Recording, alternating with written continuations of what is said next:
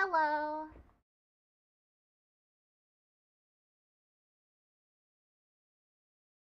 Let me bring everything up.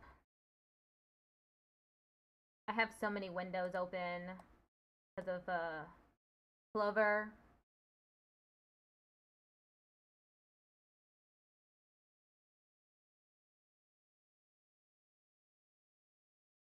Okay, so today we're going to do class number 16 for the 60 words per minute class.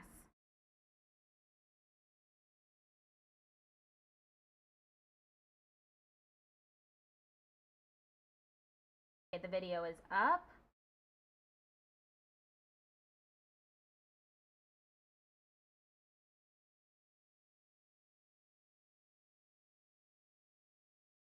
What else? What else should I? Oh, notepad, obviously. Okay. We're going to do class number 16 for 60 words per minute. And then we'll go to 100 words per minute, class number 4. I haven't been doing 100 words per minute for a while now. So let's see how I do. But first, 60 words per minute. Should I be lowering the volume of the music? Maybe just a little bit.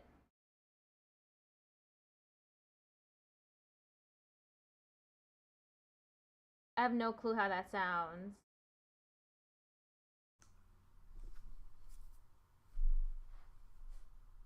Welcome to drill practice.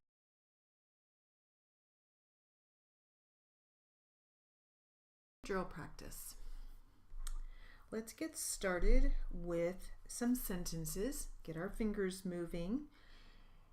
And these sentences are to help increase our vocabulary in the area. Or to what? To help increase our vocabulary in the area of clothing. So here we go. One woman wore a beige wool dress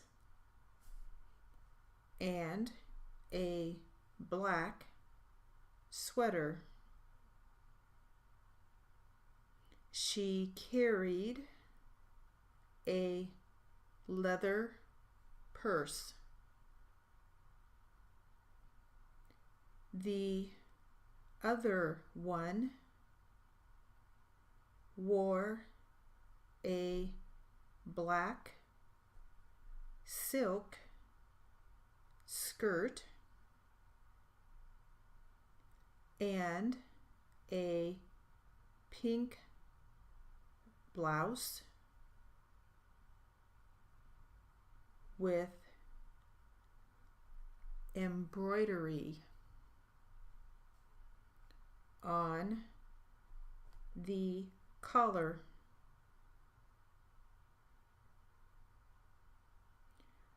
She carried a jacket on her arm. One of the men with them wore dark gray slacks, a white shirt, green tie, and a plaid sports coat. He had on a black straw hat. What?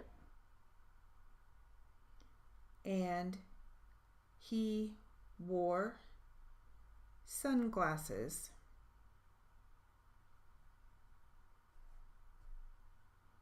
The other man with them was dressed very casually. He wore a white t-shirt, blue jeans, and high top tennis shoes. That it?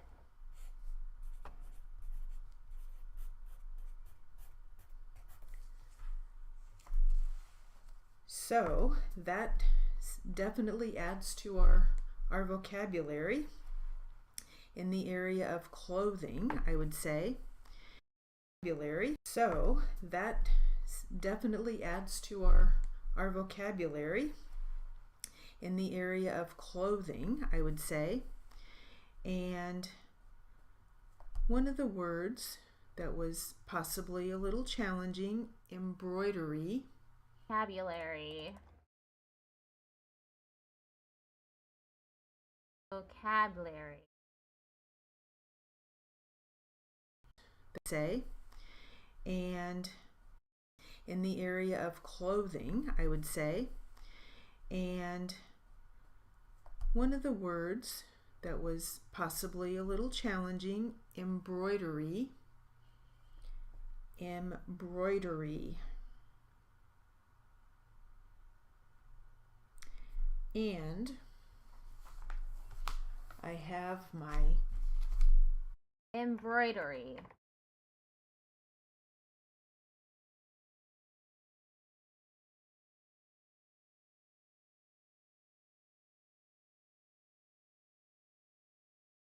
Possibly. He's spelling it wrong. And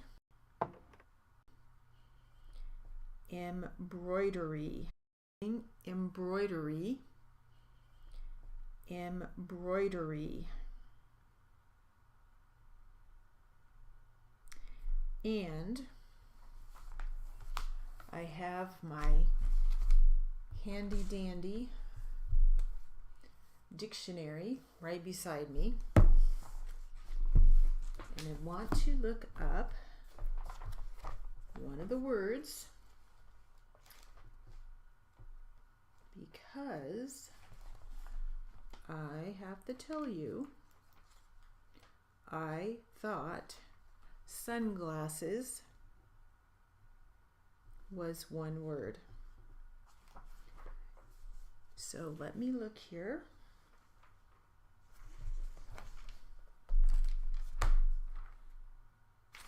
Really quickly.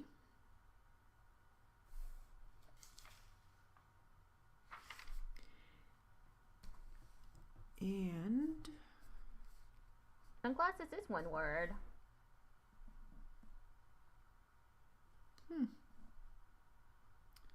Wow, I guess I was wrong. Looks like sunglasses is two words. What? At least I don't see it in the dictionary here. Words. Oh, I guess I was wrong. Looks like sunglasses is two words. At least I don't see it in the dictionary here as one word.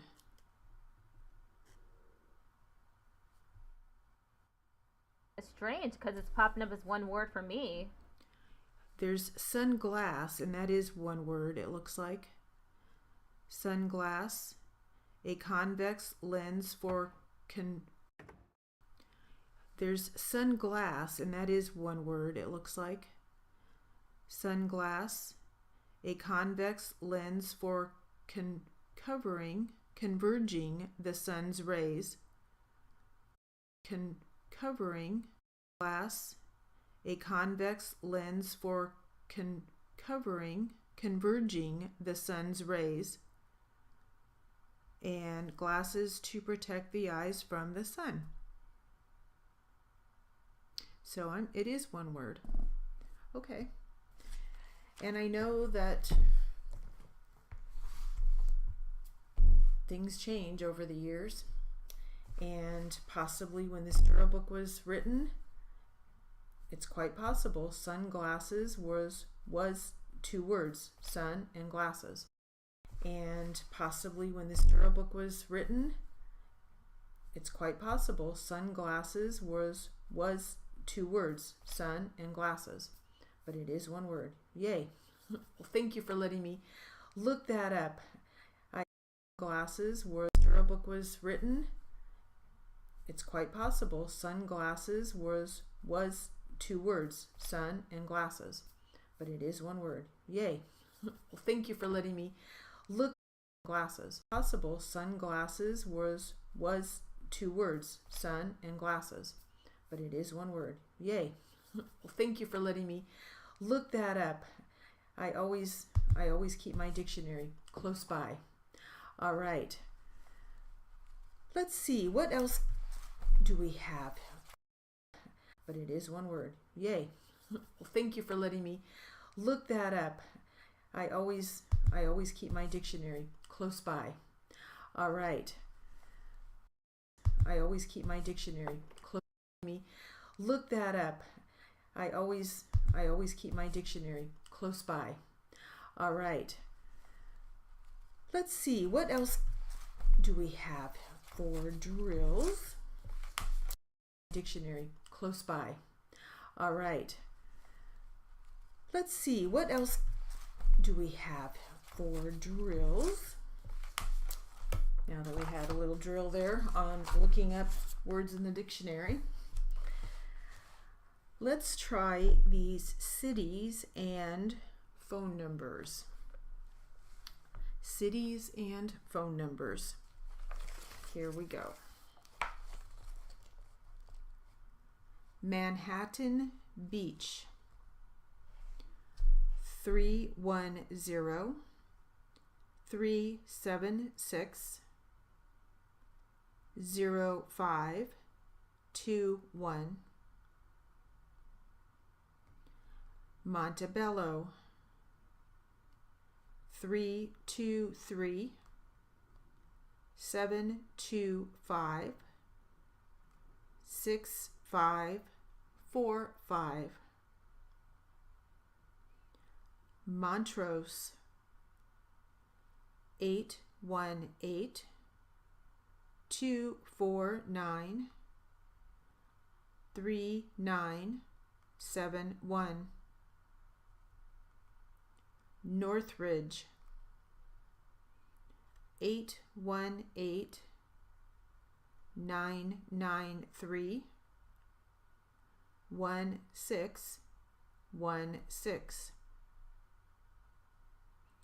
Palm Springs, 760-320-1121. Pasadena, 626-795. What? 6. Pasadena, 626-795-0601. Porterville,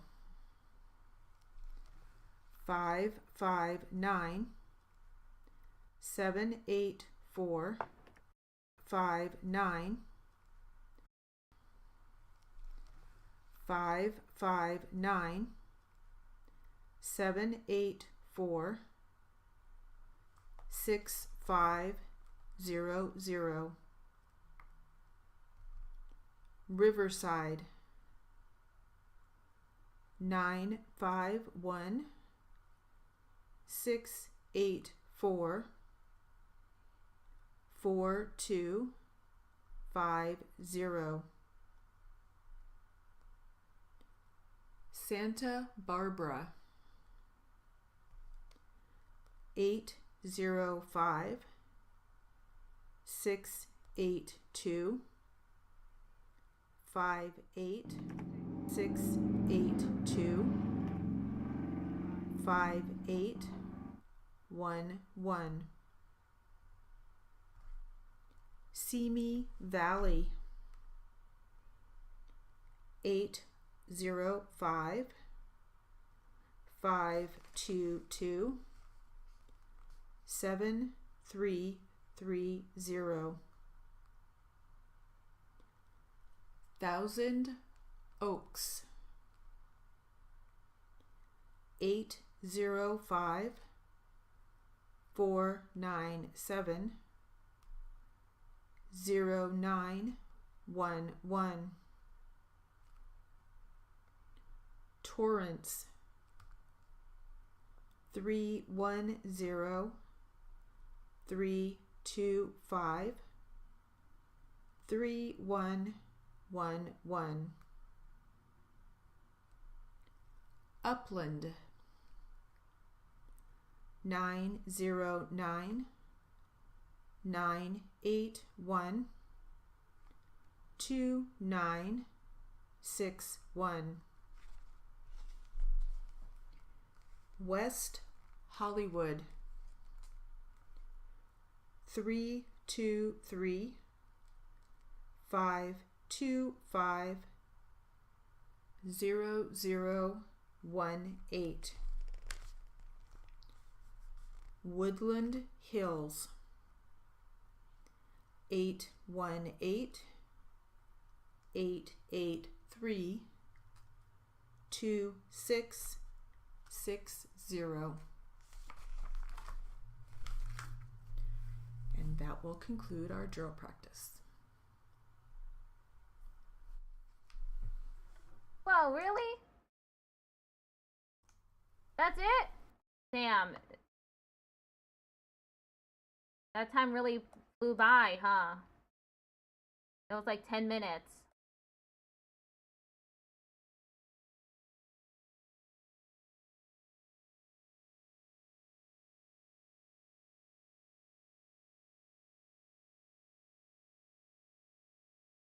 Just fixing this up. How do you spell Simi Valley?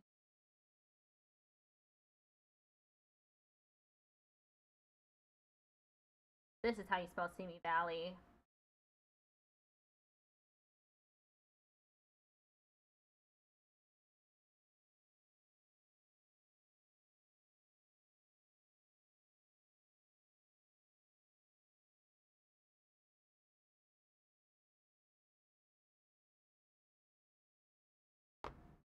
Oh, okay. I have it spelled wrong. Montrose. Pasadena, Porterville, Riverside, Santa Barbara. I feel like that's spelled wrong. Yeah. Simi Valley, Thousand Oaks, Torrance, California.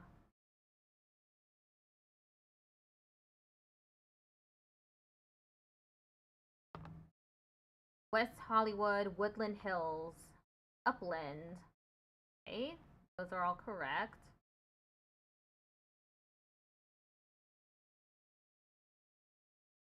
I forgot how to spell wool.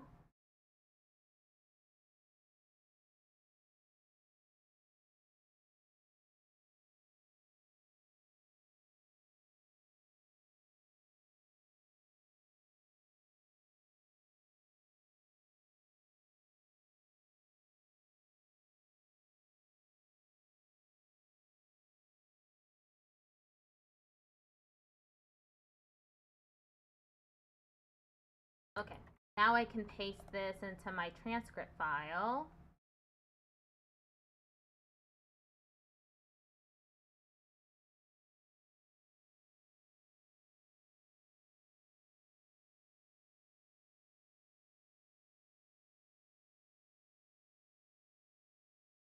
Clothing, cities, phone numbers. That's the focus of the class.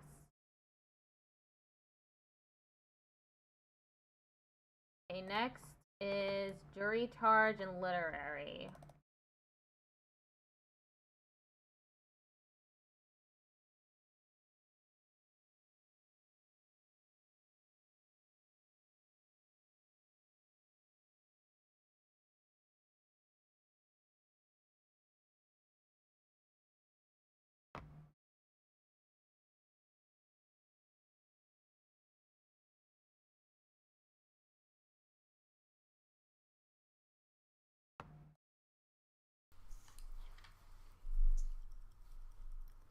Welcome to literary and jury charge practice.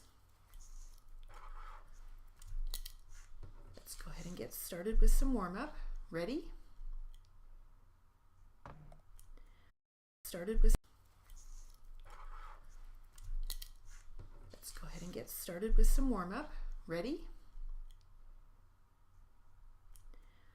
We move to relieve the court reporter of her duties under the Code of Civil Procedure 2025 that the original of today's deposition transcript be mailed directly to the... I don't know how to spell deposition.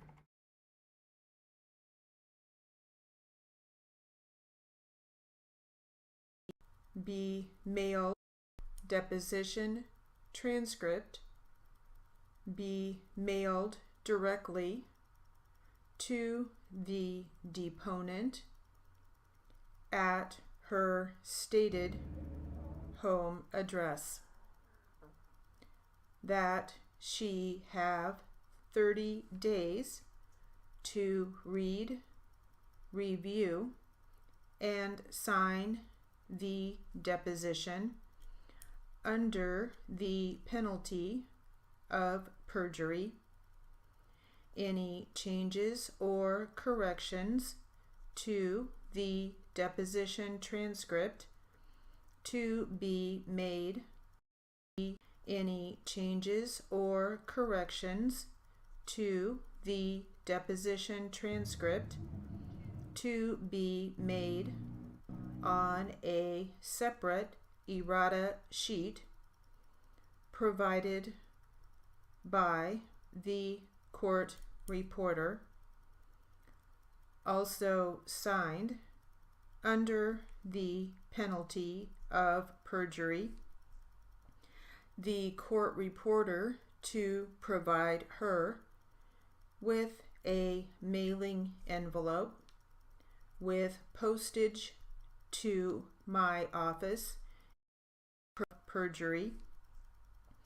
The court reporter to provide her with a mailing envelope with postage to my office in Riverside, and upon... What? Why isn't mail? Oh my god, this is just something from the dictionary that I need to fix.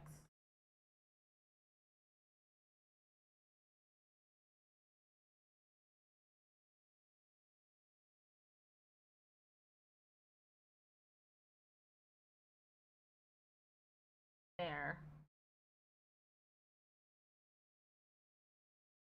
On office envelope, her with a mailing envelope with postage to my office in Riverside, and upon receipt within 10 days will forward to defense counsel a copy of the signature page.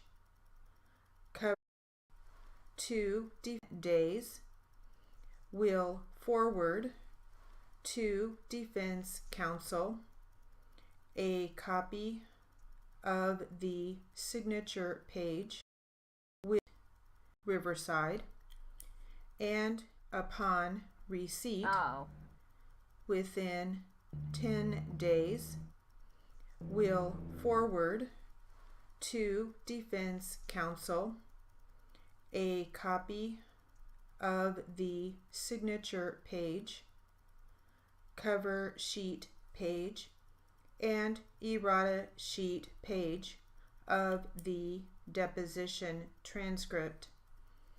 Applicant's attorney is and errata sheet page of the deposition transcript. applicant's attorney is a paperless office, we forego the certified paper copy you normally provide. We prefer an electronic copy in PDF format. We prefer an electronic copy in PDF format. You can email that to me. If the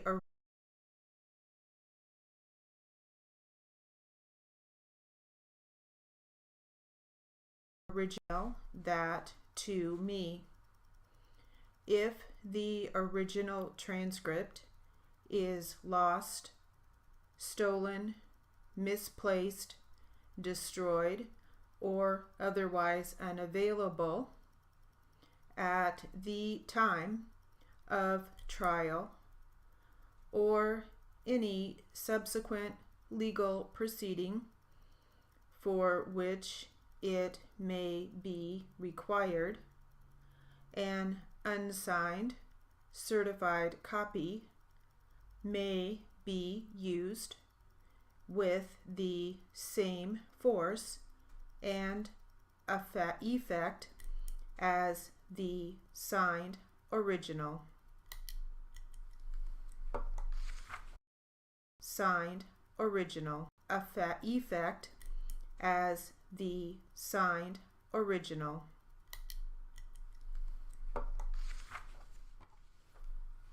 I had some issues there.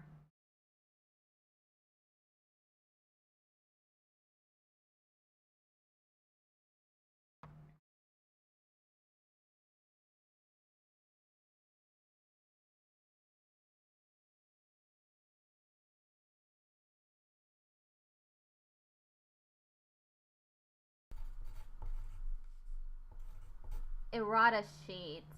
I believe that's a sheet that you add corrections to. Now for some literary material. And this is an article in the Journal of Court Reporting from NCRA. And it's called My Steno Cinderella. NCRA, Journal of Court Reporting from NCRA. And it's called My Steno Cinderella Story.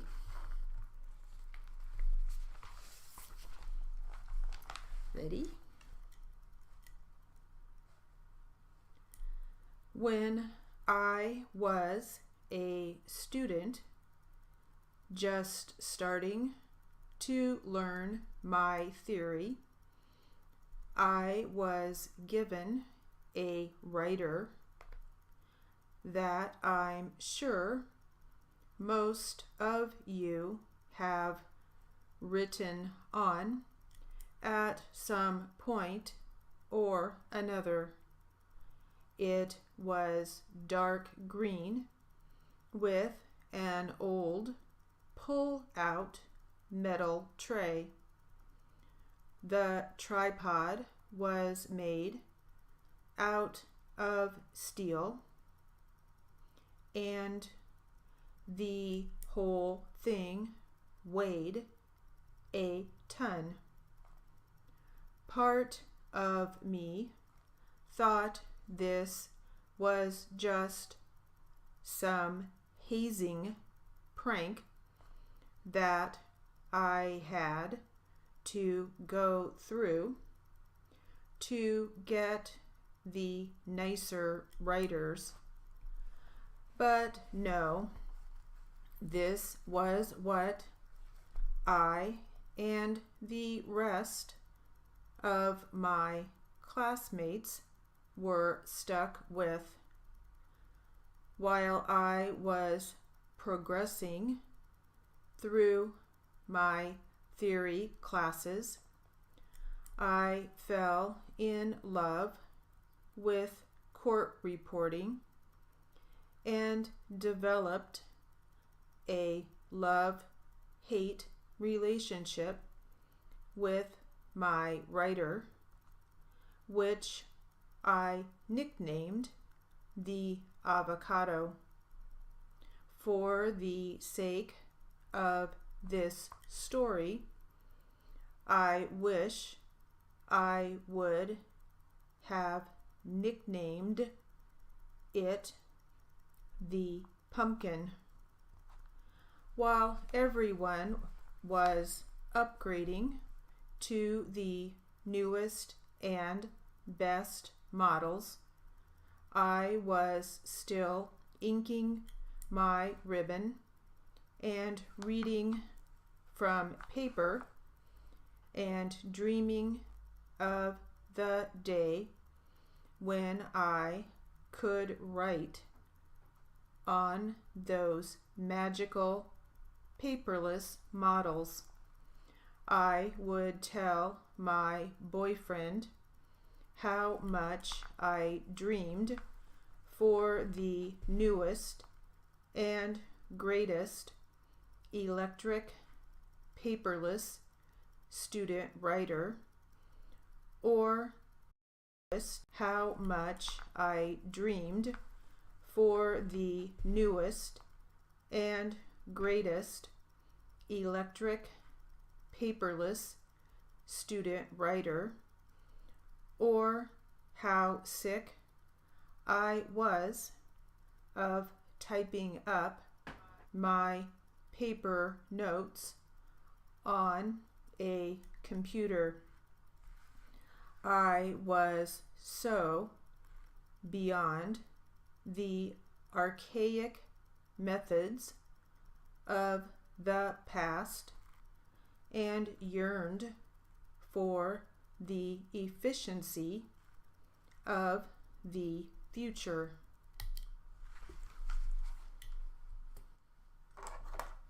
Efficiency. Efficient.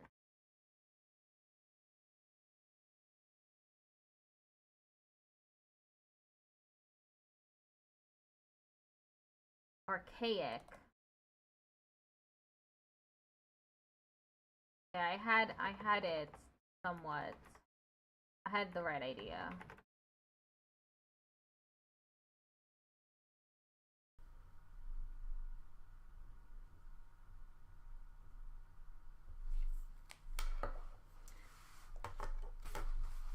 All right, it's not over. We'll get back to that. Let's do some jury charge practice now. All right, it's not over. We'll get back to that. Let's do some jury charge practice now.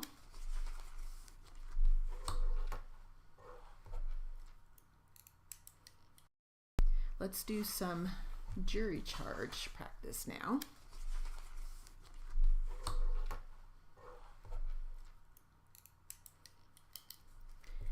And the subject of this jury charge is attorney and client. Ready?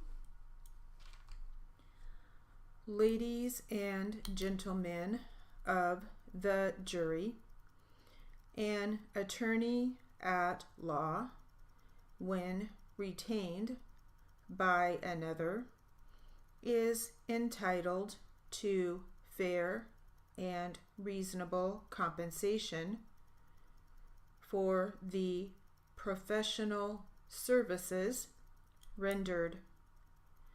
There is no fixed standard. All right, professional. Not wrong. Oh, it's gotta breathe. Okay. Their professional services rendered. There is no fixed standard by which the value of the services of an attorney can be determined. His value and reasonable price necessarily vary with the magnitude and importance of the particular case. Vary with the magnitude and importance of the particular case. The degree of responsibility attaching to the work performed. The difficulty. Responsibility again. It only comes up every so often, but when it does, I always forget how to write it. The work of responsibility attaching to the work performed. The difficulty of the matters involved. The time consumed and the benefits derived. In ascertaining the value of such services, you will exercise your sound discretion and judgment and allow such exercise your sound discretion and judgment and allow such reasonable amount as you believe constitutes a just and fair compensation for the services rendered, not to exceed the sum of $3,000.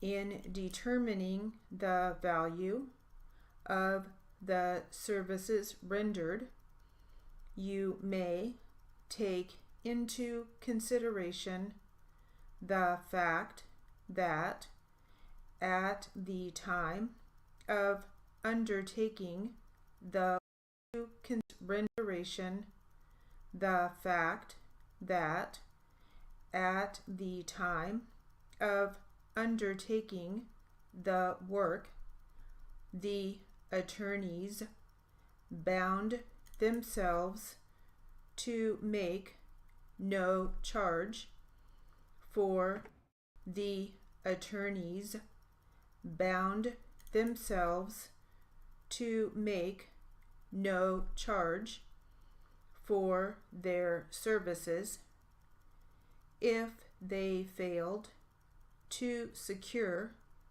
beneficial results. The fact that these services were to be rendered on a contingent fee basis, which means that no charge was to be made unless beneficial results, means that no charge was to be made unless beneficial results were obtained for the defendant, should be considered by you in determining the value of the services.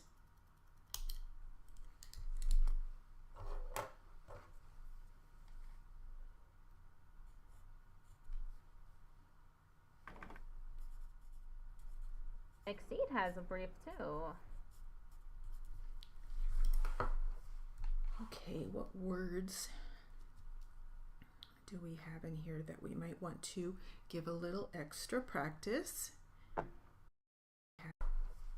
Okay, what words do we have in here that we might want to give a little extra practice? We had magnitude, magnitude,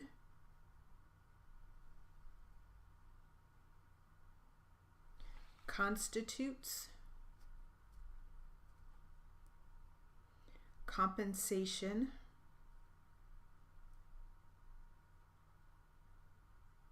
contingent,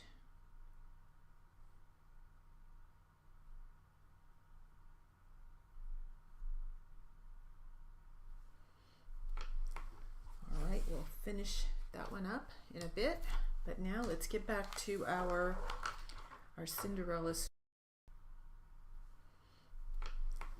All right, we'll finish that one up in a bit, but now let's get back to our Cinderella story.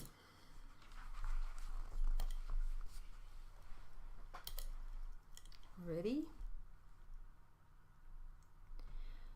A few years went by, and I found myself plodding away in my first speed building class.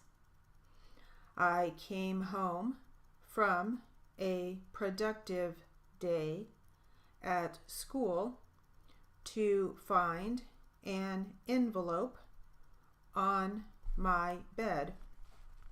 I didn't order anything, so as you can imagine, I was surprised to see my name written on the package.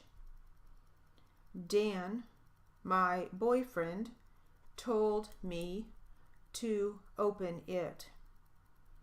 Inside, I found the student version of the cat software I wanted inside. I squealed with excitement, but in my head, I was thinking, he is a computer programmer. Didn't he know that I use a manual writer? Still, he was being so sweet. I was so thankful and overjoyed. I promised him that I would start learning all the bells and whistles right away, so when I was able to afford an electronic writer, I could start using it with ease. He looked at me with confusion, as though he didn't even think about my writer, then acted confused and upset that he made such a rookie mistake.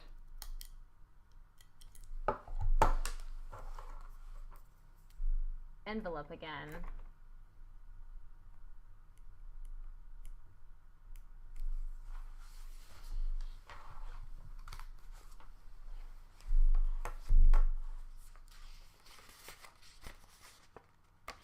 All right, let's do some jury charge practice. Ready? It is customary for attorneys to charge more when they undertake to render professional services on a contingent fee basis, because under such a contract, no charge can be made unless beneficial results are obtained, no matter how much actual work may have been performed. You are instructed that the mere fact, if it be a fact, that the instructed that the mere fact, if it be a fact, that the litigation did not result to such advantage to Litigation. Not coming out right.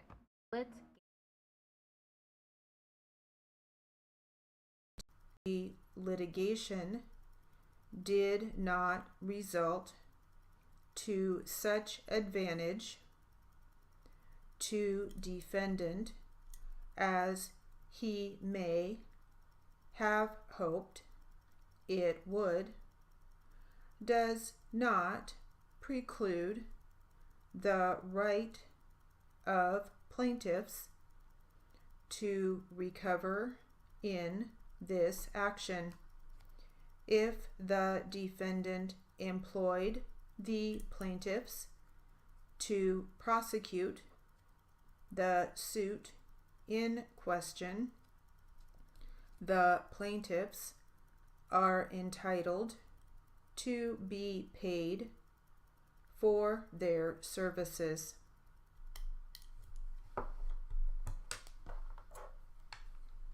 Perform.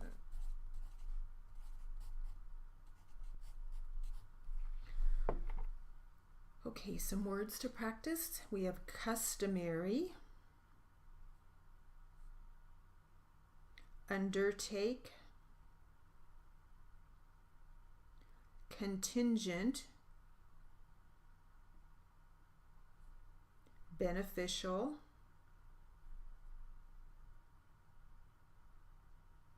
litigation,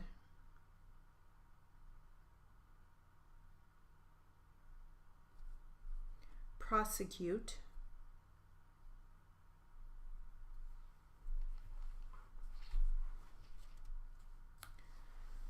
all right, let's do a little bit more, read a little bit more from our Cinderella story. Ready?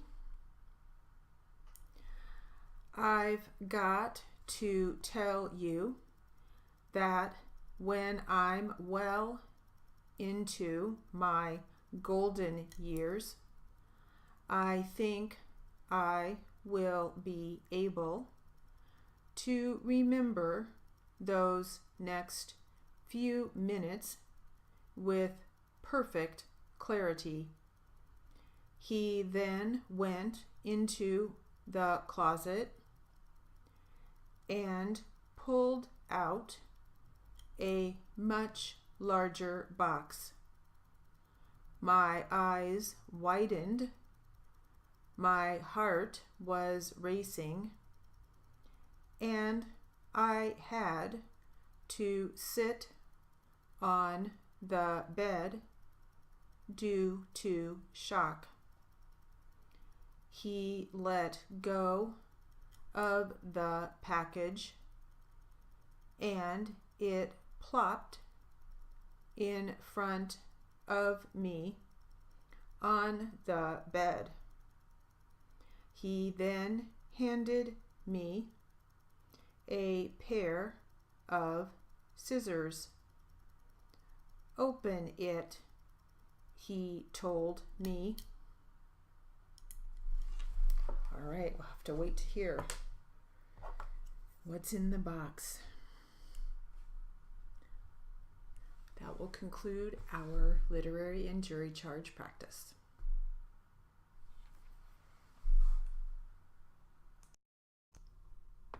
Perfect. I always get perfects wrong. Come up quite a few times, and I'm still like, how do I write perfect when it pops up?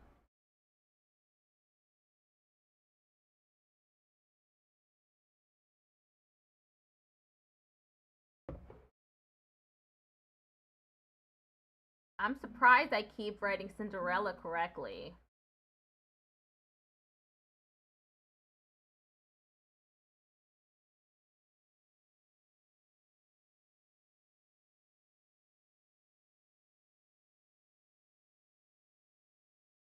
Okay, let me add this to my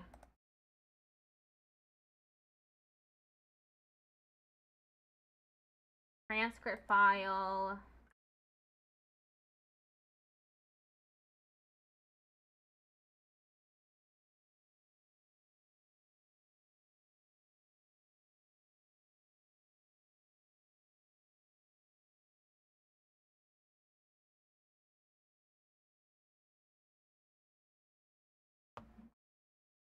Next is QA.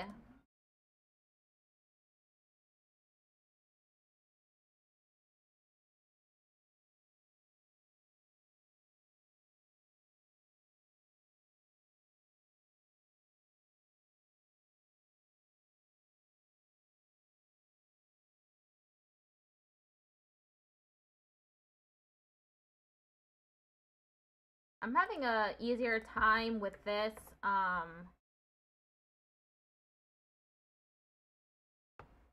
dictation than I've been having the past few days. It's been rough. So I'm pleasantly surprised. Welcome to Q&A practice. Let's get started with a little voice practice. And we start out with the defense. Ready?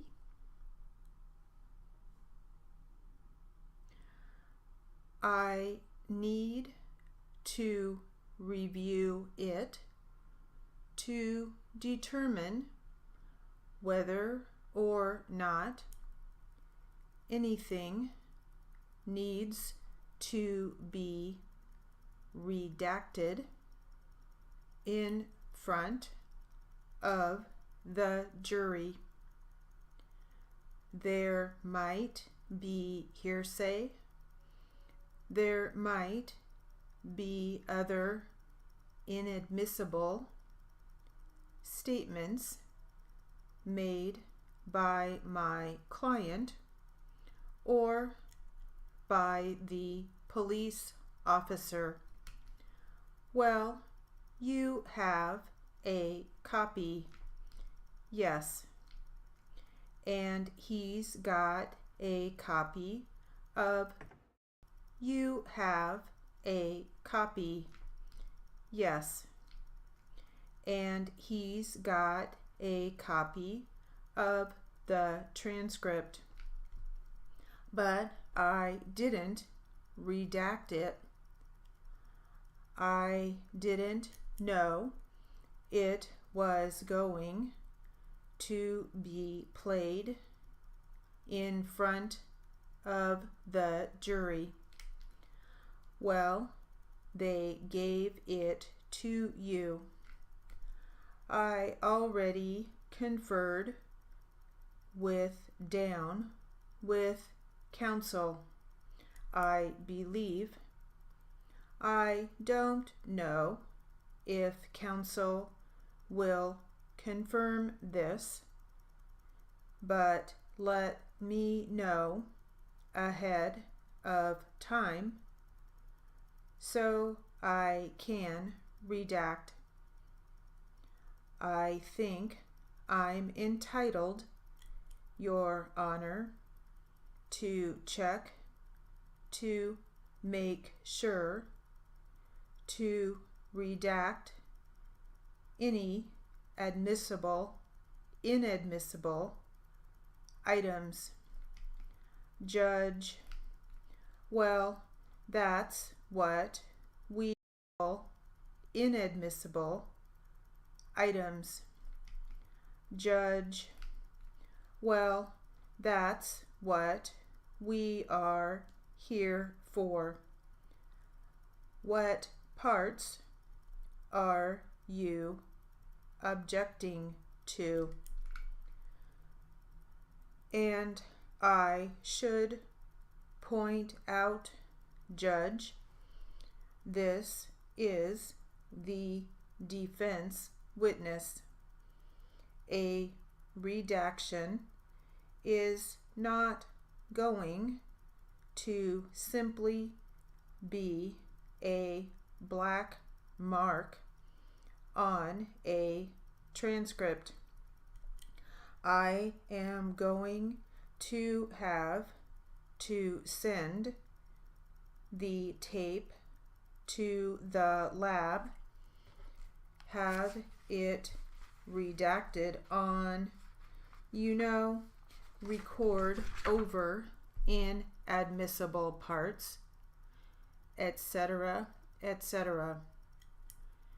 If this was anticipated, it should have been a long time before now.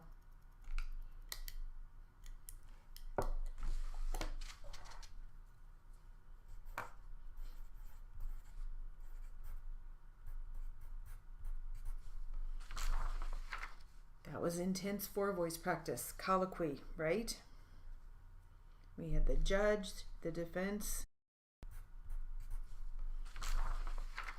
That was intense four-voice practice, colloquy, right? We had the judge, the defense attorney, and the plaintiff attorney. So, good practice. I hope it went well. And let's do a little practice from our transcript that we've been working on.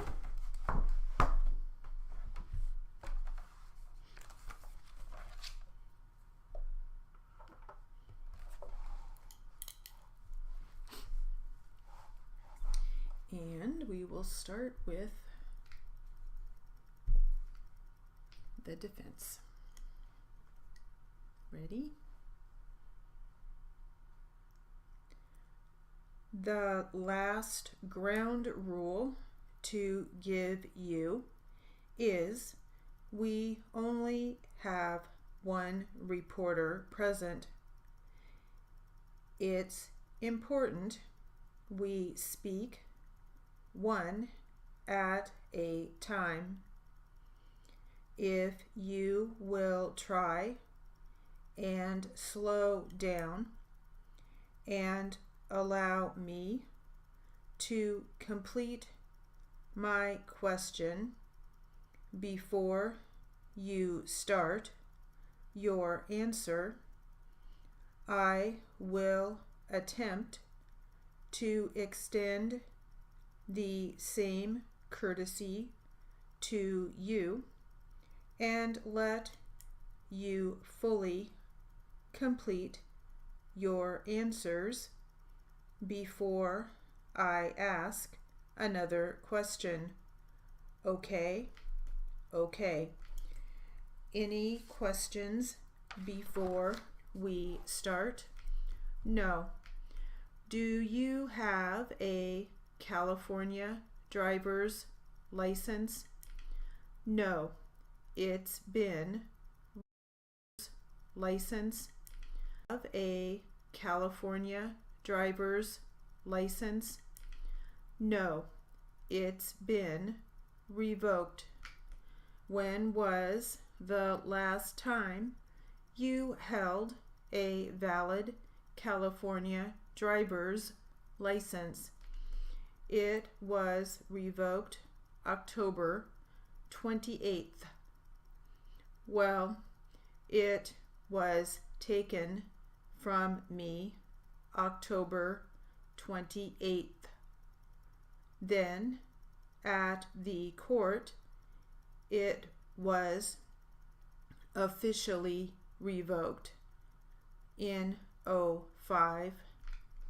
So you have not held a license to drive an automobile or any motor vehicle since October 28, 2005? No. Was your California to drive an automobile or any motor vehicle since October 28, 2005? No. Was your California driver's license active as of the date of this accident? I'm not sure. Do you know if your license was either suspended, revoked, or restricted at the time of this accident on October 20. How do I suspend? Suspend is not in the dictionary. Suspended. Okay. I was putting restricted at revoked was either suspended, revoked, or restricted at the time of this accident on October 28, 2005. I had it taken away before, but I don't remember. Seems like I had it in my possession at the time of the accident, but I'm not sure. On how many occasions, if any, before October 28th, 2005, had your license been suspended or revoked for any reason?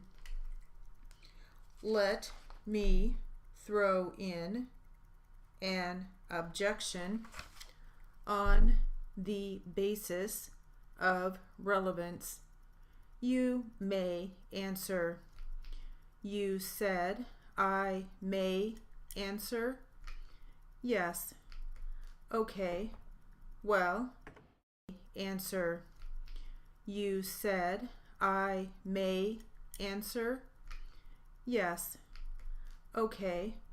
Well, at least once, maybe twice before that.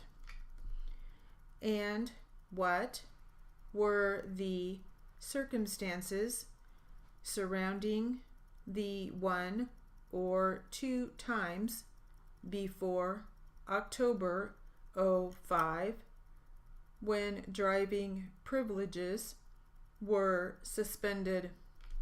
Driving under the influence. Same objection. I didn't get it out in time. I'll grant you a continuing objection with respect to that line of questions, if you like. So stipulated. You a ad break starts soon, so I'll take a short break before I finish this.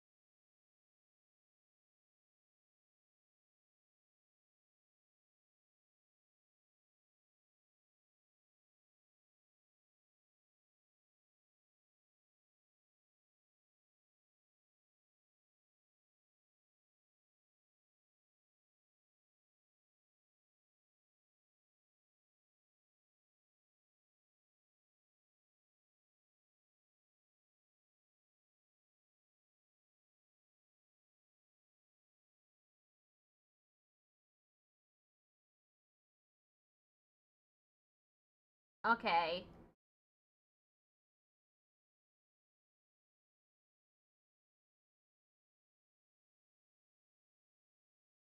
We'll finish it now. Continuing time.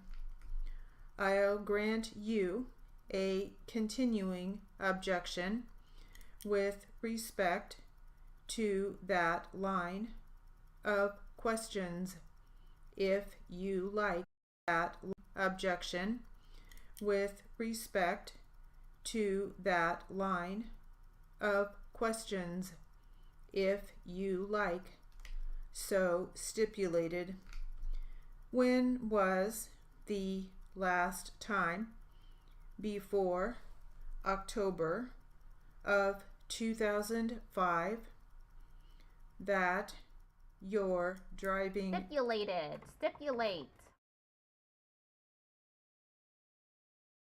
is I have to build it. Stipulate.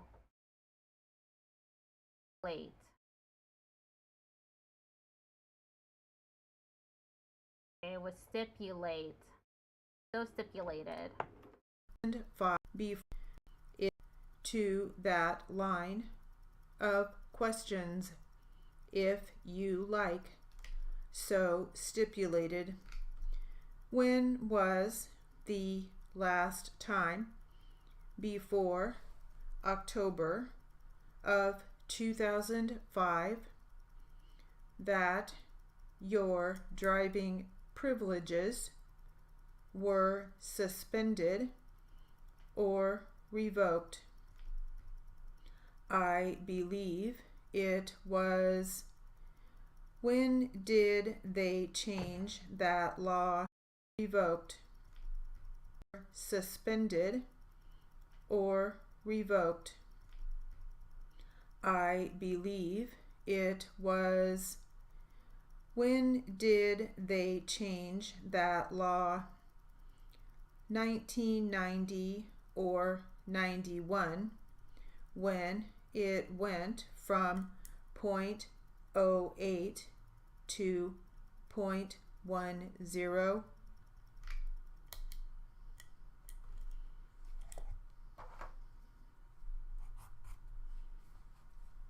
All right, that will conclude our Q&A practice.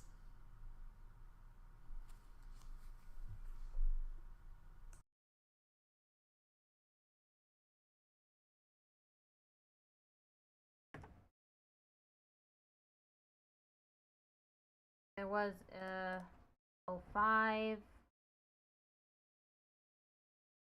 Another 05. License. That was a question. Needs a question mark.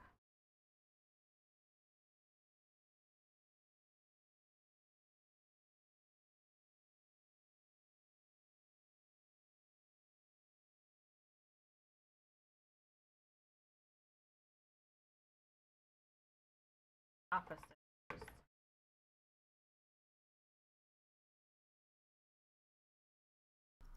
In front of the inadmissible, my client, or by the police officer.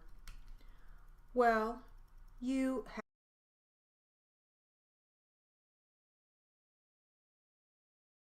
have a. I didn't know. Redact it. Gave it to you. I already conferred with counsel. Okay. This is ready for me to paste into my transcript.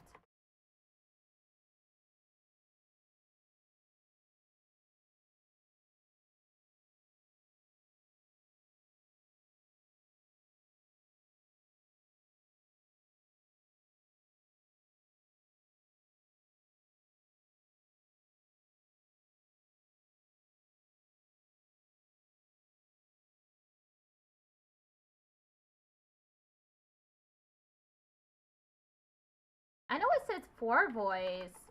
I know she said this was 4 voice practice, but that was 3 voice actually.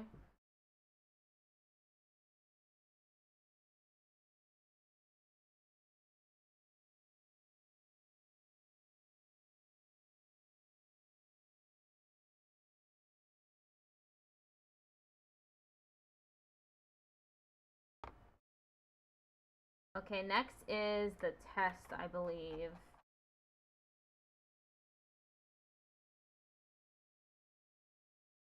Yep, test. 7 minutes.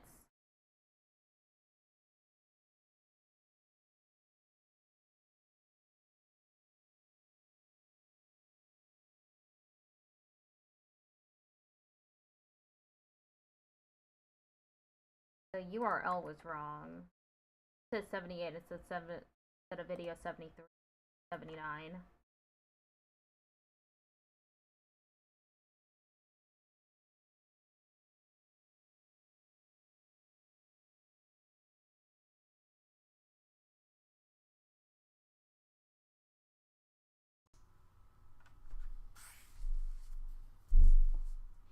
This will be a 60 Q&A practice test. Plaintiff attorney, Mr. Wilson, capital W-I-L-S-O-N.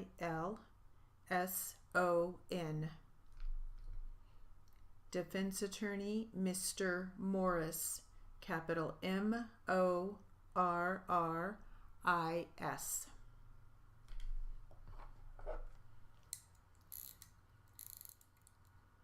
What does it start with? And we'll start with the defense. Ready?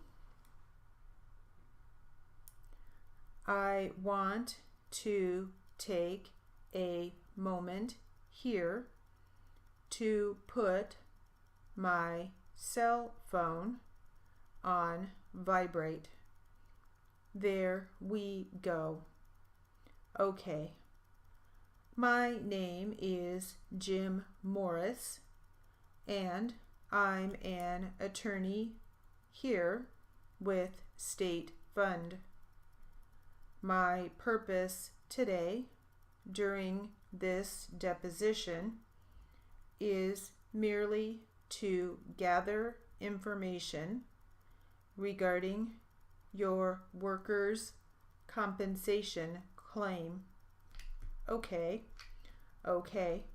I am not here to trick or confuse you or get you to give me information in some strange way. It's simply to get the facts where I can get information directly from you that will help some of the information we already have on file or clarify some of that information. Okay. Can you state and spell your name for the record? Marie Sue White Reyes. M-A-R-I-E-S-U-E-W-H-I-S. Marie Sue White Reyes. M-A-R-I-E-S-U-E-W-H-I-T-E-R-E-Y-E-S. And may I call you Ms. White or Ms. Reyes? Ms. White. Ms. White. Ms. White, have you ever had your deposition taken before? May I call you Ms. White or Ms. Reyes? Ms. White. Ms. White. Ms. White, have you ever had your deposition taken before? No. Ms. White. Ms. White. Ms. White, have you ever had your deposition taken before? No. Okay, so I will go over some basic rules of a deposition so that we're all on the same page, so to speak. First of all, the court reporter just placed you under oath, and she's authorized to give those oaths. Your testimony here this morning is under oath and will have the same force and effect as if you were in a court of law before a judge. Okay, so your testimony is under the penalty of perjury. Do you understand what perjury is? Yes. Okay. It's important that your answers be to the best of your recollection, as honest as possible. And if you don't know something, please tell us you don't know. If you don't remember something, tell us you don't remember. We don't expect your recollection or memory to be perfect, so just tell us. That would be better.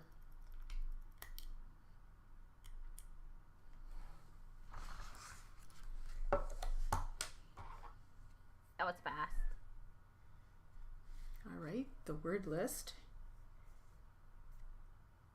We have Jim, capital J-I-M. Morris is his last name, and I spelled that at the beginning of the test, so you have the spelling for Morris. State fund. Morris is his last name, and I spelled that at the beginning of the test, so you have the spelling for Morris. State fund, capital S-T-A-T-E, new word, capital F-U.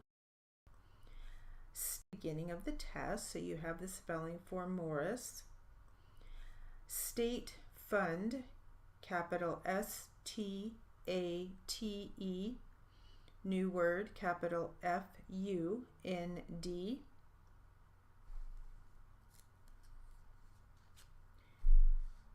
Sue, capital, oh, nope, she spelled that. Okay, so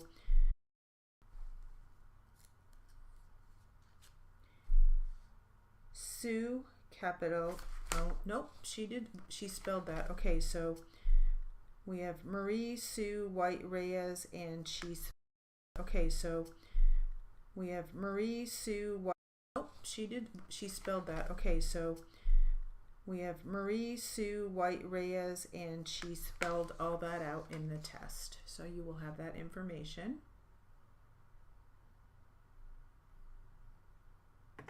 White Reyes, and she spelled all that out in the test. So you will have that information.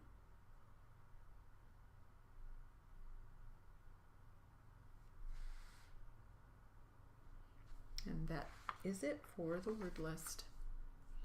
And that will conclude our 60 Q&A practice test. And that is it for the word list. And that will conclude our 60 Q&A practice test.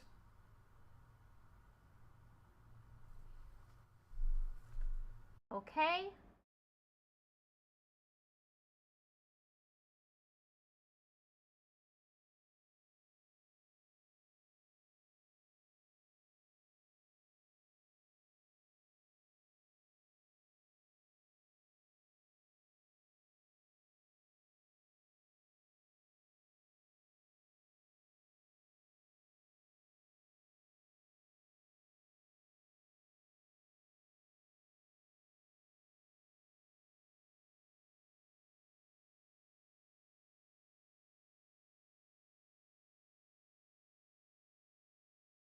Okay, now I can paste this into my transcript file.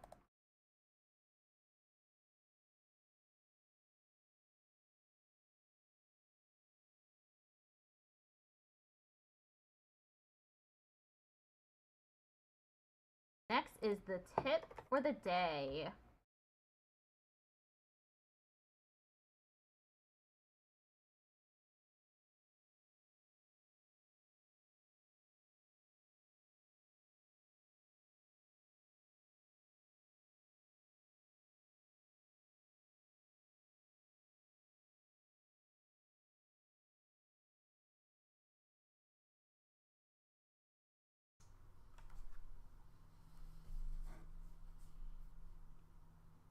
My tip for today is a punctuation tip. And sometimes it's hard to know if you should end a sentence with a period or a question mark.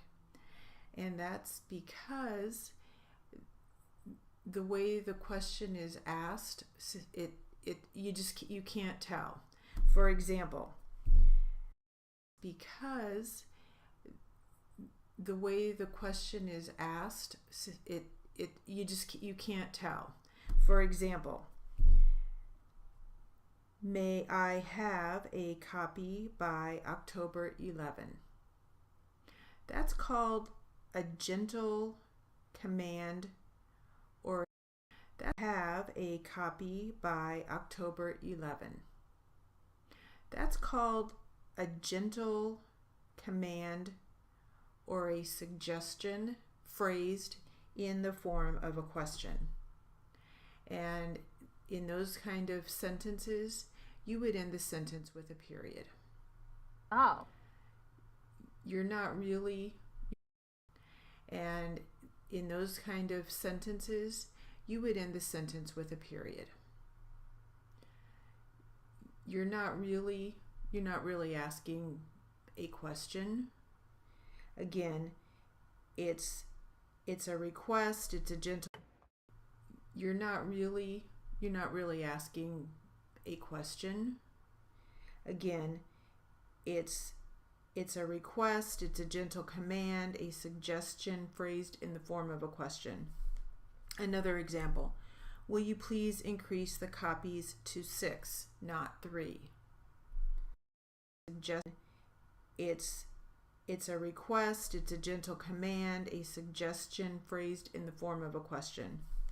Another example, will you please increase the copies to 6, not 3? Again, you're not really asking a question, you're telling the person to do that, but you're saying it in the not 3. For example, will you please increase the copies to 6, not 3? Will you please increase the copies to 6, not 3?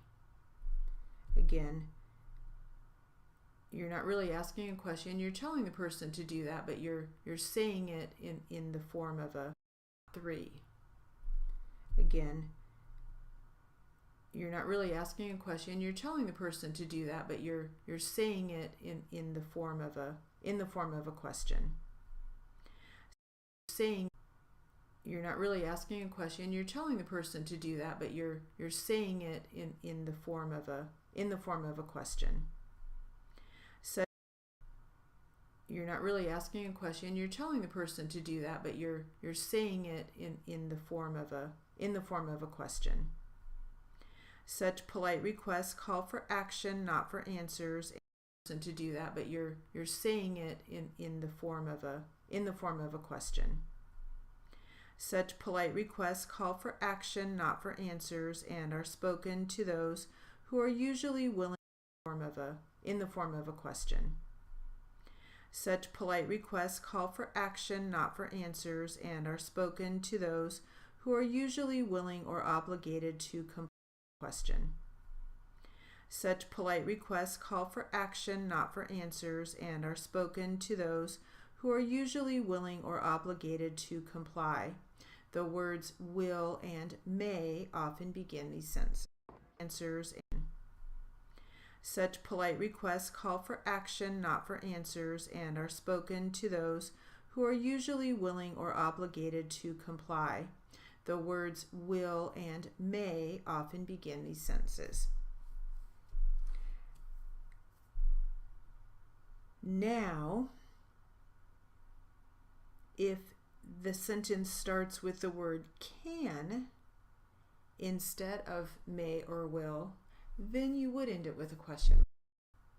Instead of may or will, starts with the word can instead of may or will, then you would end it with a question mark. Because you don't know. You're asking if they can. Can instead of may or will, then you would end it with a question mark. Because you don't know. You're asking if they can. So if can were used will, then you would end it with a question mark. Because you don't know. You're asking if they can. So if can were used in the first two examples instead of may or will, the sentence no, you're asking if they can. So if can were used in the first two examples instead of may or will, the sentences would end with question marks because may or if can were used in the first two examples instead of may or will, the sentences would end with question marks because the ability and capacity to do a thing would be questionables instead of may or will, the sentences would end with question marks because the ability and capacity to do a thing would be questioned and would need to be answered. I hope that makes sense. Thank you. To do a thing would be questioned and would need to be answered. I hope that makes sense. Thank you.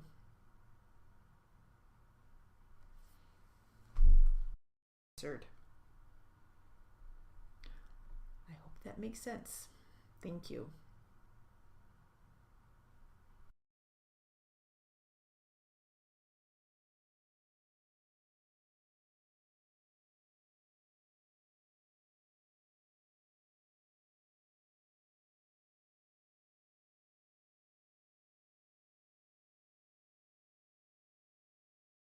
Suggestion, punctuation.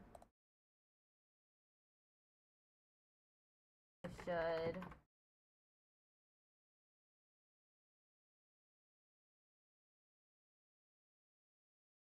And now I add this to my document as well.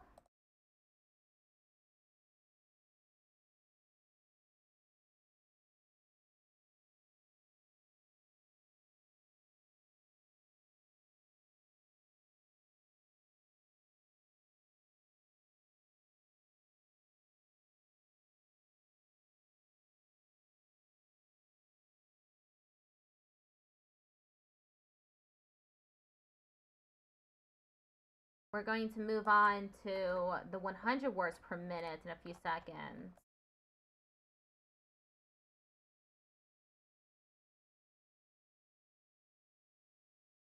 I believe we're already on class 17 for 60 words per minute. Gone so far. We're 81 videos into the 175 video playlist. That's huge. That's a lot of work. Okay, now we're moving on to 100 words per minute. And I'm not making a transcript for this, so it'll go faster. Hello, welcome to the 100 drill class. We're going to start off with some common words, and you want to focus on accuracy. Okay, here we go.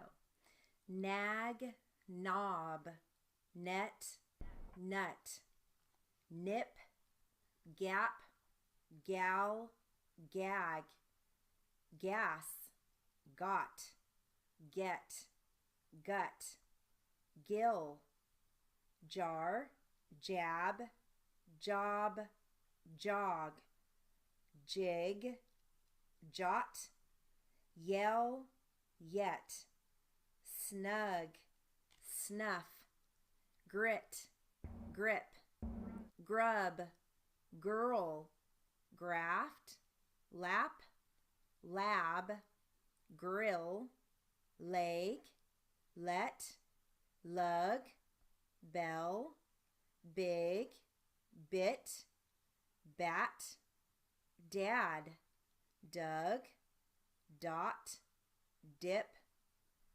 dog, far. Okay, now I have some consonants. Here, jog. Consonant compounds for you. Hmm? These are going to be in sentences, and they're going to focus on final NS, final PS, final RTS, and final RDS. Okay, ready? The pins are in the tins. How many tons of guns are in the vans? Some pans and cans are What? Okay, ready? The pins are in the tins. How many tons of guns are in the vans? Some pans and cans are filled with bones. When he runs, she wins. The wines are from the vines. John opens the gate when the pens are full. Al keeps the maps in groups. His lips hurt when he sips. The safety straps were pulled across the laps. 2 of the pups are pips. Pips? The coops are near the wasps. John loaded the sloops into the jeeps. Her skirts and shirts are in the closet. May bought a sports car. The violation of torts is tried in courts. Several birds were on the boards. The mighty lords had 7 swords. The hordes of men yelled words of hate. Okay. Okay. I'm going to give you some diphthongs, and those are words that have the ah, oi, and ow sound. Here we go. House, crawl, spout, shout, spoil, trout, owl, oil, boy, out, toy, saw, draw, toil, calm, bout, foil, palm, cowl, flaw, void, route, dawn, howl, sound, loyal, power, noise, found, shout. Okay, here are your sentences that focus on those diphthongs. We caught trout on our trip. It reminded me of the time we went deep sea fishing for flounder. Roy gave a shout of joy when he caught it. Mother has a recipe for boiled flounder. Take a shower now before you go to the pool, and take your own towel. You will enjoy swimming even though the pool is loud and noisy. That soil would be good for growing soybeans. You will need to toil to get a good crop. Use that coil. We took a trip to Europe. When we got up at dawn, there was no sound. He threw a switch to turn on the power as the river cascaded over the dam. Crawl under the table to get your toy gun. There is a flaw in the paint job. Keep the fish on ice or it will spoil. He had a bout of flu last winter. The spout is clogged. Void that check and write another one. Are you good at draw poker? Okay, now I have some sentences here for you that focus on the briefs. Purchase, P-U-R, bin, initial B, final N, Y, initial Y, K-W-R, yes is just Y-E-S, knowledge, N-O-L, acknowledge, A-K, knowledge. We're doing briefs, so I should probably try my best to memorize these. You said what? I, initial P-U-R. I have some sentences here for you that focus on the briefs. Purchase. Purchase. Does this have a brief here in this dictionary? Yes.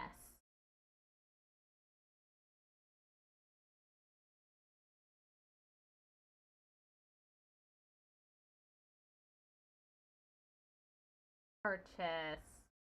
Then there's knowledge. Purchase. Knowledge. P-U-R. Bin, initial B, final N. Y, initial Y, K-W-R. Yes is just Y-E-S. Knowledge, N-O-L. Acknowledge, A-K, come back for N-O-L. And this reminds me too, you guys might have another brief other than something that I give you. And if you like your brief, then stick with it. There's, you know, as long as it works for you, there's not a bad brief. And usually every word out there has one or two briefs to choose from. So you're going to always hear different briefs for every word. And it's up to you which one you want to hold on to and add it to your dictionary.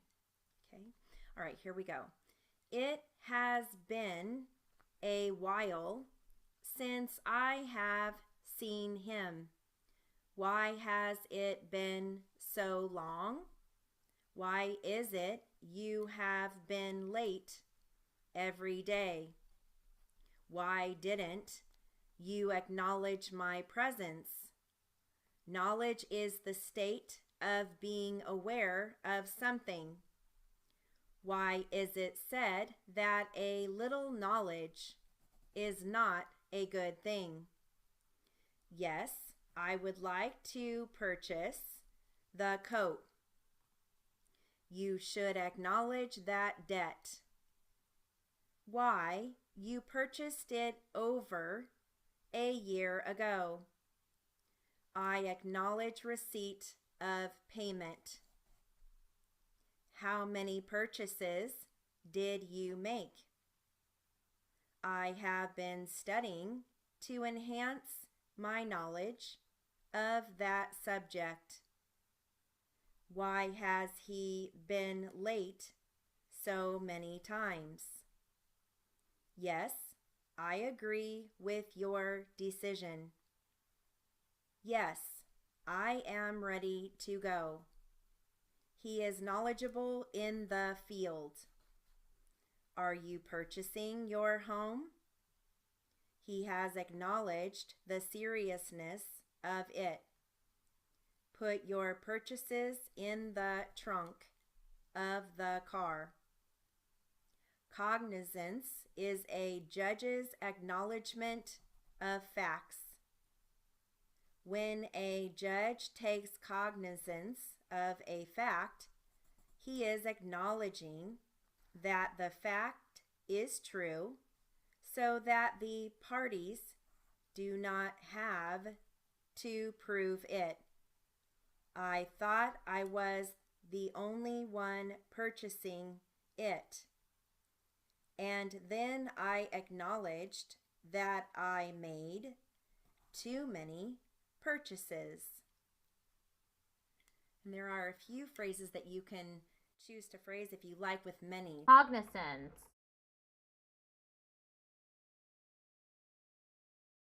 Cognizance. I wonder why I wasn't able to write that correctly.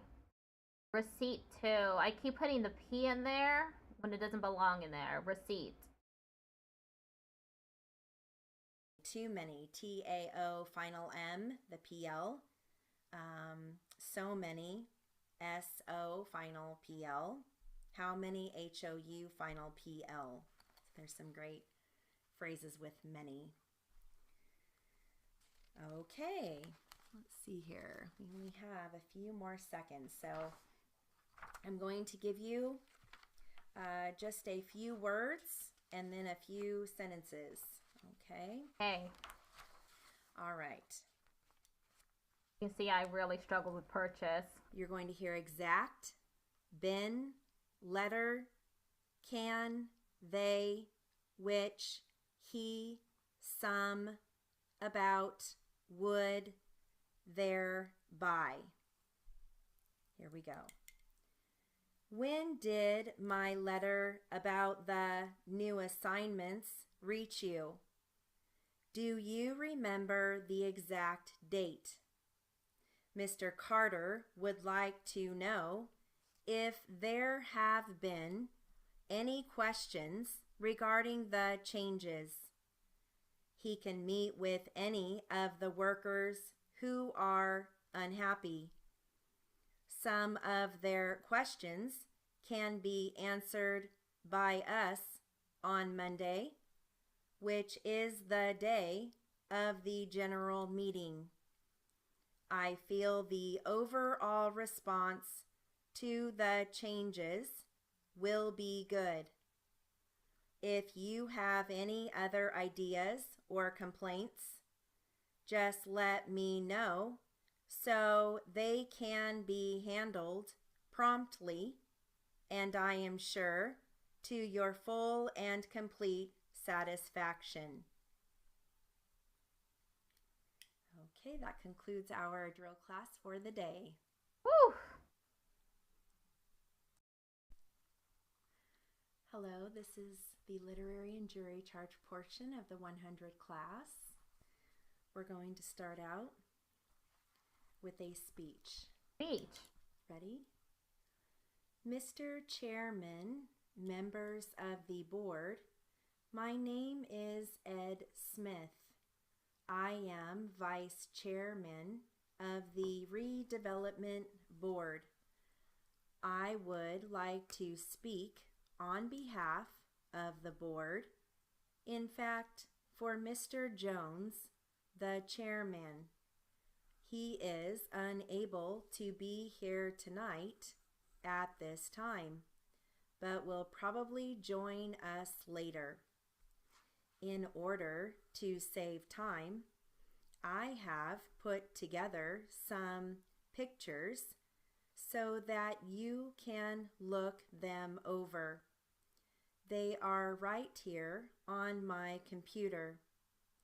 I know that I presented you some of them earlier, but these are more. I thought it would be useful to review some of the things that the board is doing, which depends so much on the community development funding. So I wanted to show you the rest of these pictures. The map on the screen indicates a number of activities that the board is involved with. You probably can't distinguish all of the words that are on this picture, but the line which weaves its way horizontally through the center of town is Main Street. One of the most basic tasks that the board has undertaken is the revitalization of the entire stretch of Main Street, particularly in 3 spots: East Jackson, Jackson Center, and Jackson Heights. The board is requesting a total of $550,000 for capital and planning money to implement this project. Also shown in this picture here, essentially, are blue dots.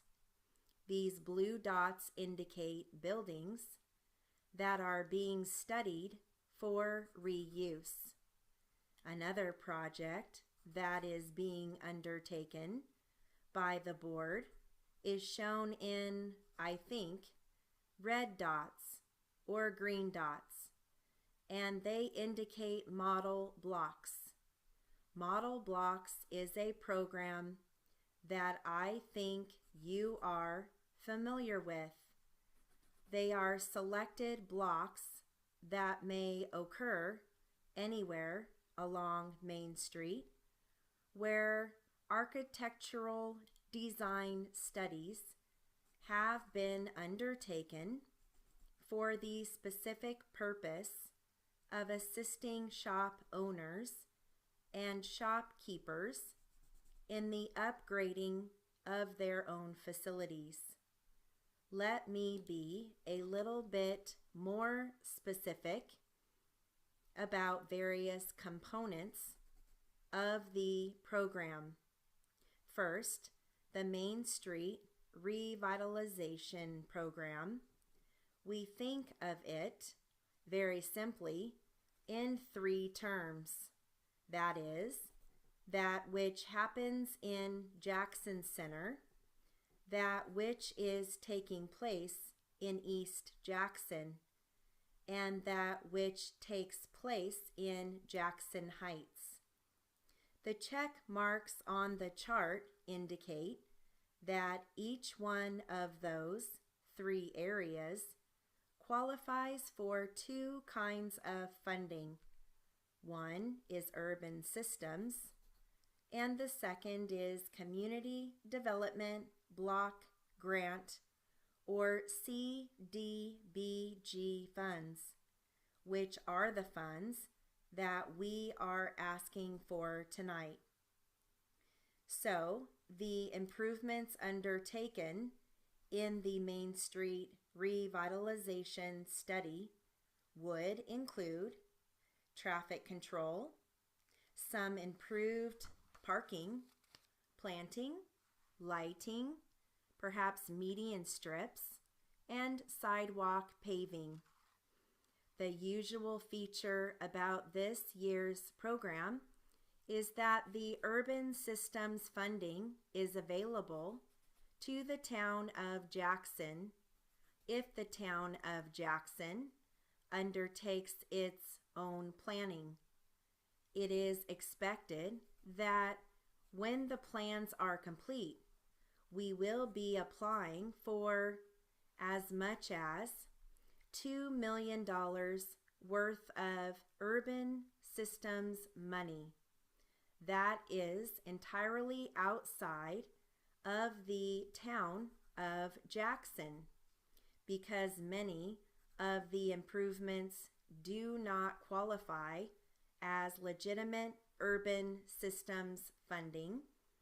It is very possible that some of the improvements will have to be paid for by the town of Jackson, and it is for those improvements that we are requesting CDBG funds.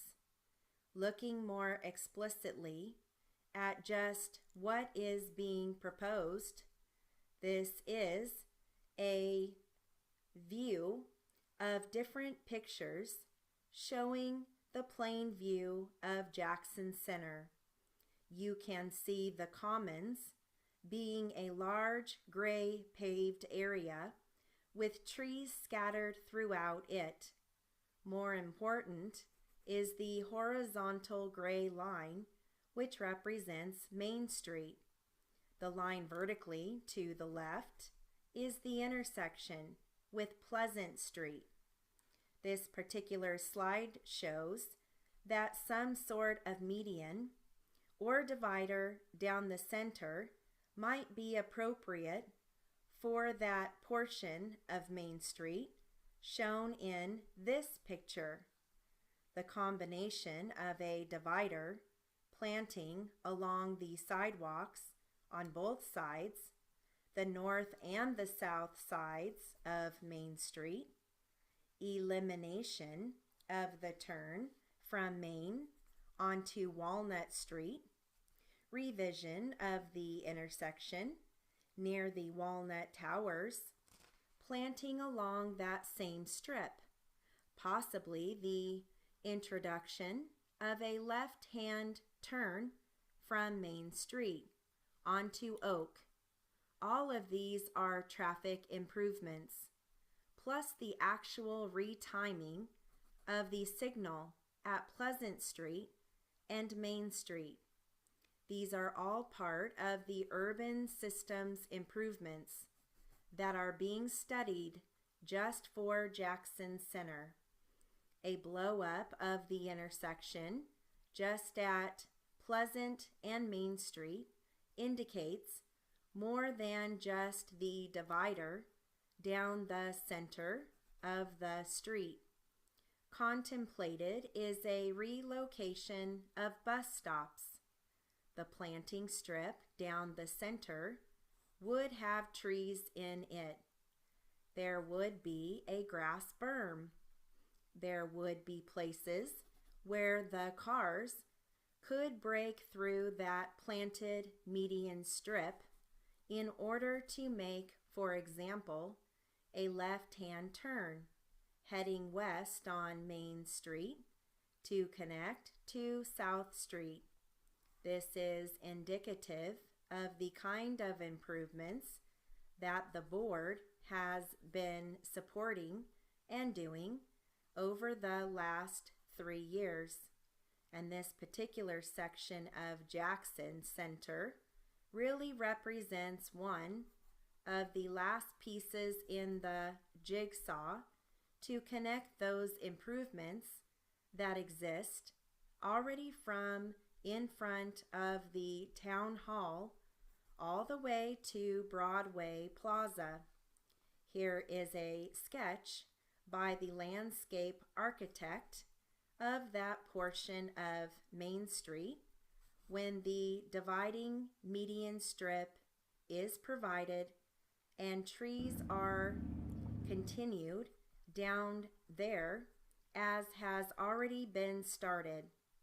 The second area that we are looking at is East Jackson, where the same ideas are applied.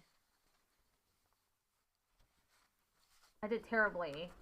Sure, you got a great workout there. That was 10 minutes of straight What? writing. Great It was job. 10 minutes. I have a story here called The Gift of Gab. The gift of gab. Here we go. I wish I had that.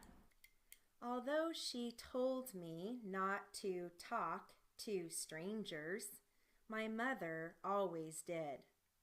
At the checkout line, browsing through handbags, during a slow elevator ride, when everyone else was seriously squinting at the buttons at airports, football games, and the beach. It didn't matter where. My mom loved to gab. Thankfully, I only took her advice when it came to menacing strangers.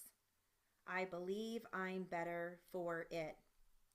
My mother's habit of striking up conversations with people next to her may bring a smile to my eyes now, but it proved rather embarrassing during my tender teenage years.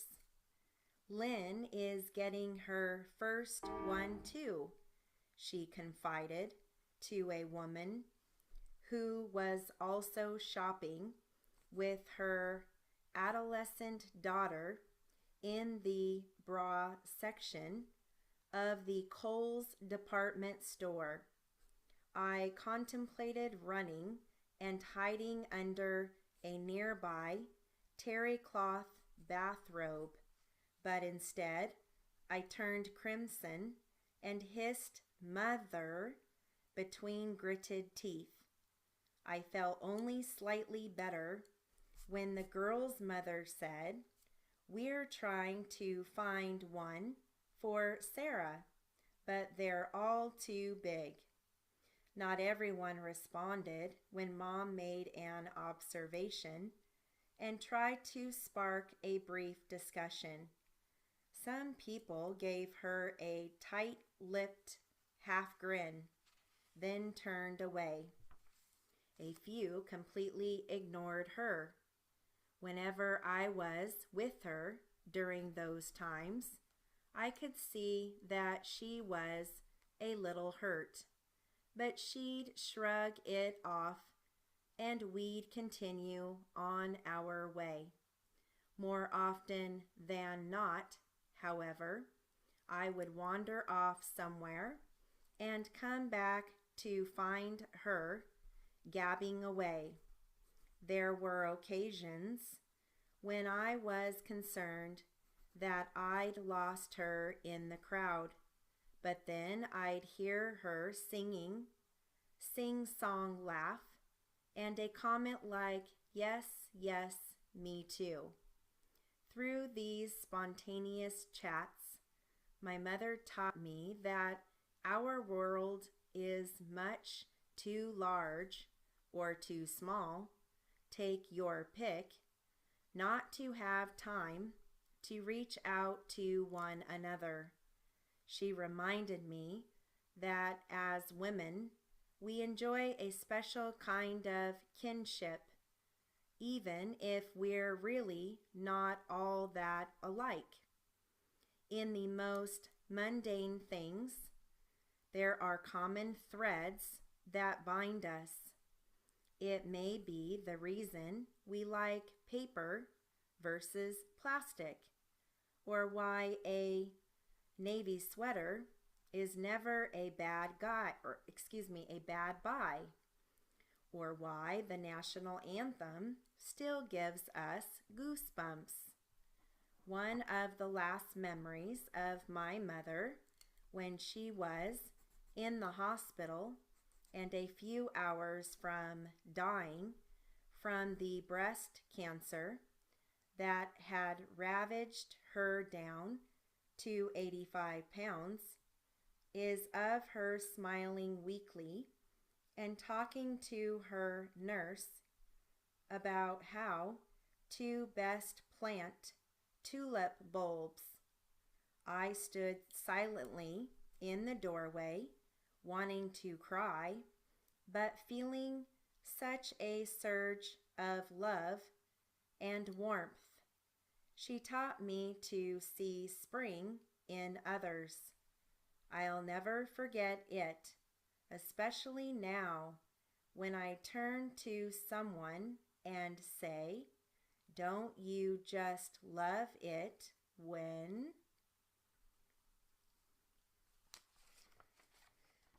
Okay. Oh, sad.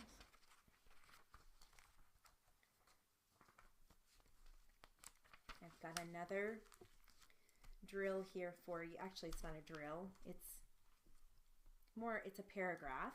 Okay. Paragraph. Okay. How big is Here the we go. paragraph? The new law school will open on Saturday, August 22nd. Should we send in our completed application tomorrow, or is it too early to enroll? Please give this matter your immediate attention so we can take care of the paperwork with little or no delay. Also, could you find out the answers to the following questions for us? 1. Should we handwrite or type our applications? 2. Is the email address and telephone number the same? 3. Who can give us more information about classes if we need it other than yourself? 4. Do we need only 60 hours in ethics of law?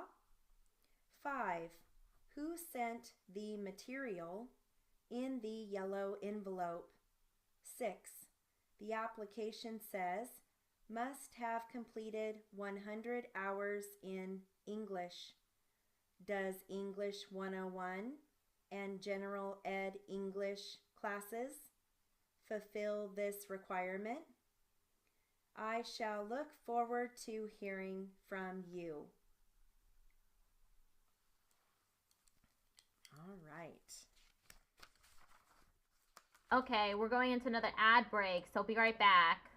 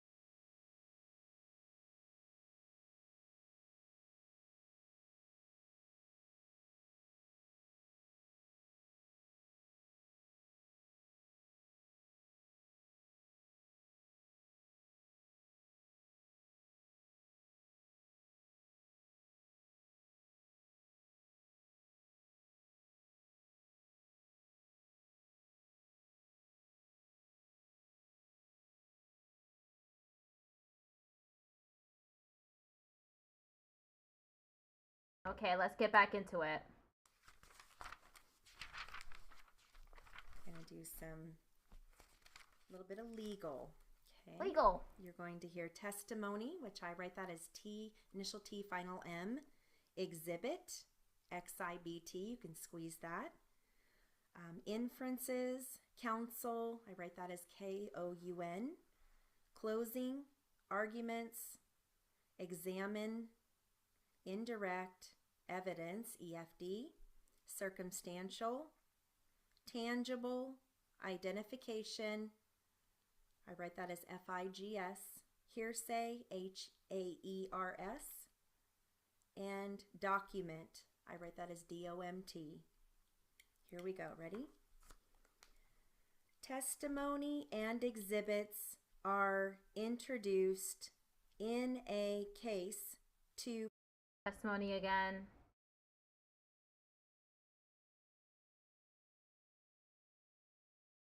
are ready. Testimony and exhibits are introduced in a case to prove certain facts.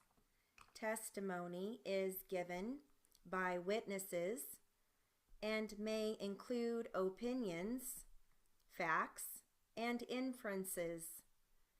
Circumstantial evidence is indirect evidence. Documents and tangible items are presented in the court as exhibits. Exhibits that are accepted by the court are circumstantial evidence is indirect evidence. Documents and tangible items are presented in the court as exhibits. Exhibits that are accepted by the court are marked for identification and may be received in evidence. Hearsay evidence may be permitted in court. At the close of the case, counsel may give closing arguments. The jury charge is given to the jury by the judge. The jury must then examine and weigh the evidence that was presented in this case. There's two more, one brief and one phrase that I didn't see before I started that I want to give you. Marked for identification is MOID, MOID, and examine is initial X. Okay, all right, that concludes our literary and jury charge for the 100 class. Oh, that's also a brief here. Hello, this is the Q&A practice for the 100 class. Q&A. Plaintiff is going to be starting off with the questioning. Yes, let's do it. Ready? When you fell on August 15, did you fall on the carpeted surface or on the tile floor of the Florida building? On the tile floor. Did you have any physical complaints at the time of your fall? A slight headache. Anything else? No, not that I remember. How did you leave the place where the accident occurred? I called my office and someone picked me up. Where did you go following this? To the office. At some time following the accident, did you begin to have other physical complaints? Yes, on the following day. What type of complaint did you have at that time? Some back pain. Where was the back pain located? In my lower back. Would you describe that as a sharp pain or a dull pain? It was initially a sharp pain.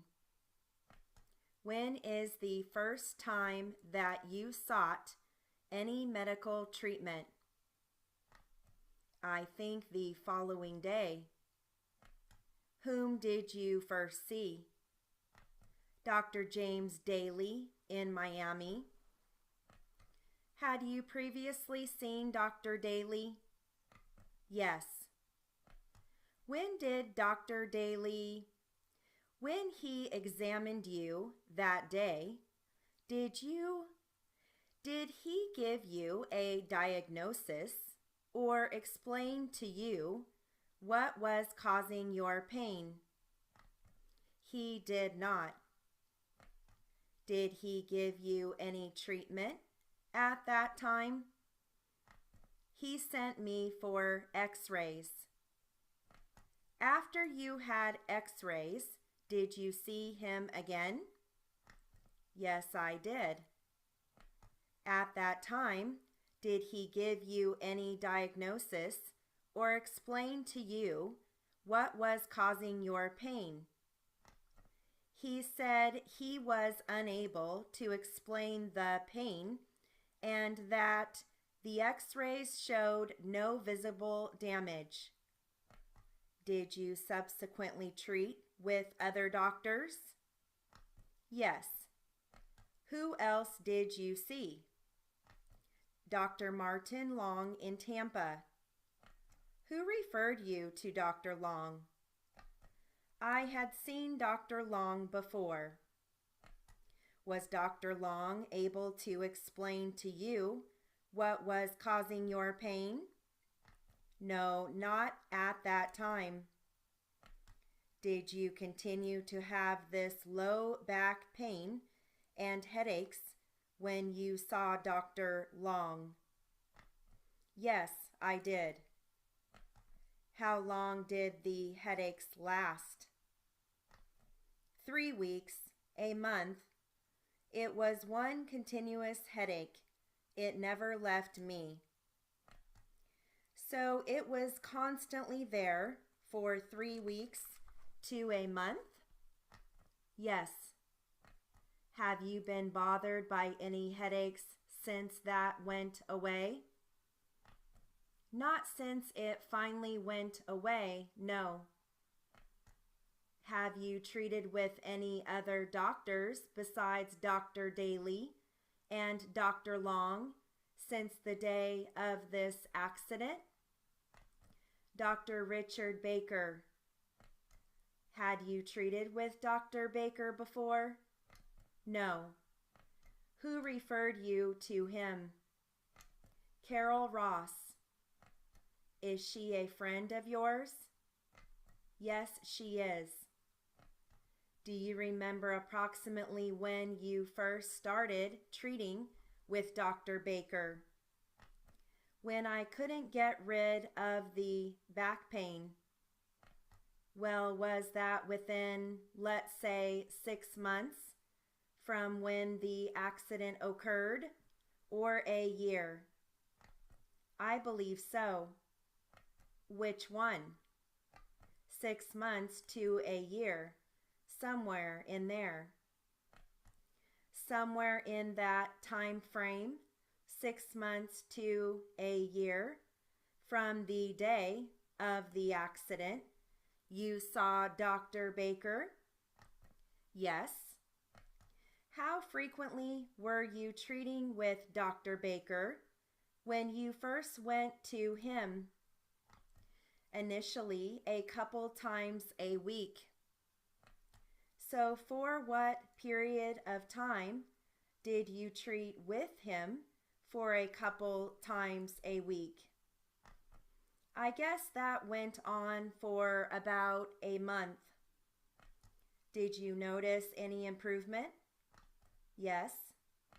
After approximately a month, did your treatments lessen at that time? Yes. How often did you go after that? It's kind of a spasmodic thing now. My back still bothers me, and I go to him when it gets worse. When was the last time you saw Dr. Baker? Probably 2 months ago. Why did you see him at that time? My back was bothering me a little more than usual. Did he treat you at that time? He did. What type of treatment did he give to you? Specifically, I can't tell you. I do remember heat manipulation, stretching exercises, and massage. How much is your total bill with Dr. Baker at this time? I would estimate approximately $2,800. Ooh. Okay, I'm going to switch transcripts. This next Q&A subject is going to be automobile accident. It's going to start off at the court. Ready? Will you tell us your name, please? Bryn Moss. How do you spell your last name, Mrs. Moss? M-A-U-S. Counsel? Thank you. Now, you live at 619 Willow Road. Is that right? That's right. You are the mother of Craig, who is present here with us. Is that right? That's right. And you are also the mother of Mia and Johnny? Yes, sir. Are you employed, Mrs. Moss? Yes, I am. By whom are you employed? Campbell Soup. You will have to tell me the name again. Campbell Soup Company. How long have you worked for the Campbell Soup Company? For about 2 years. What do you do for them? Hi. I am in distribution. You are separated from your husband. Is that right? That's right. What is your husband's name? It is Kenneth Moss. Is he employed? Not at the present time. Does he contribute to the support of the children? Very little. How did you hear about Craig's accident last September? A man and a woman brought my son home. Which son was that? Johnny. He was the baby? Yes, sir. And he was about 4 at the time of the accident? Yes, sir. Who was this man and woman? I don't know who they were. What did they tell you? They told me Craig had been hit by a car and for me to go to Northwest Hospital as soon as possible. And that's all I can remember. I just passed out. You what? What? Passed out. Mrs. Moss, you were sitting here at the time. Craig was answering some questions. What have you noticed about Craig since the accident? Well, he is quiet most of the time, and he keeps to himself. Has he ever had any trouble with the police? No. Did you ever catch him smoking pot? Objection irrelevant. Overruled. No. All right, now you had some big bills from Craig from the hospital that were paid by the welfare department. Is that right? Yes, sir. Did you yourself incur any expenses as a result of the accident? Did you have to pay out any money? Just transportation back and forth to see him. You mean gas for the car? Yes, sir. You didn't have to pay any hospital bills or doctor bills? No. Now, Craig was back in the hospital for 4 or 5 days in January after he fell. Is that right? That's right. What happened? Well, he hurt his leg in a fall, and a few days later, an infection set in where they put stitches, in his leg. Which leg is this? Left leg. Whew. Okay, that concludes our Q&A practice for the 100 class. Looking over where I messed up. This isn't as bad as it could be, okay? It's not as bad as it could be. Headache, I keep getting it wrong. Headache is one word. The reason I keep getting it wrong is because I mispronounce headache. Typically, I say headache instead of headache. So it goes over my head. Okay. Of the what building? North building, maybe? Supposed to be. What the hell is that supposed to be? I love this. It just didn't, it was something, a sharp pain.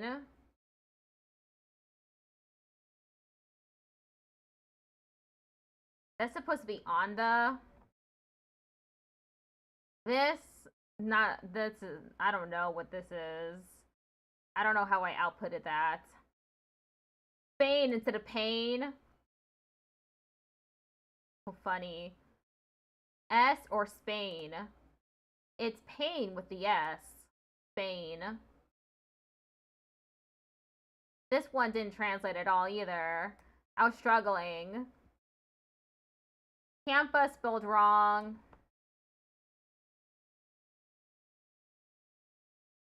I grew up in Tampa, so I know how to spell it. Headaches again. That's supposed to be a period.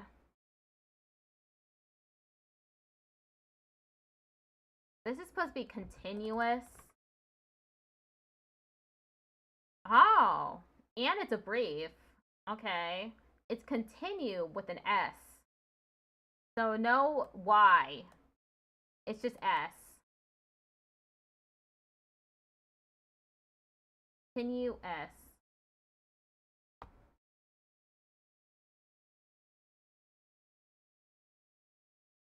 And then here's with the names. I struggle with the names.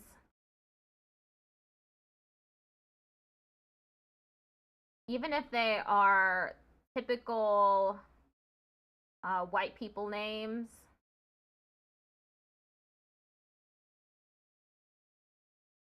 I struggle. Bothering me. Bothering. A goy instead of a go. Spasmatic should have an S instead of a Z. This is supposed to be massage.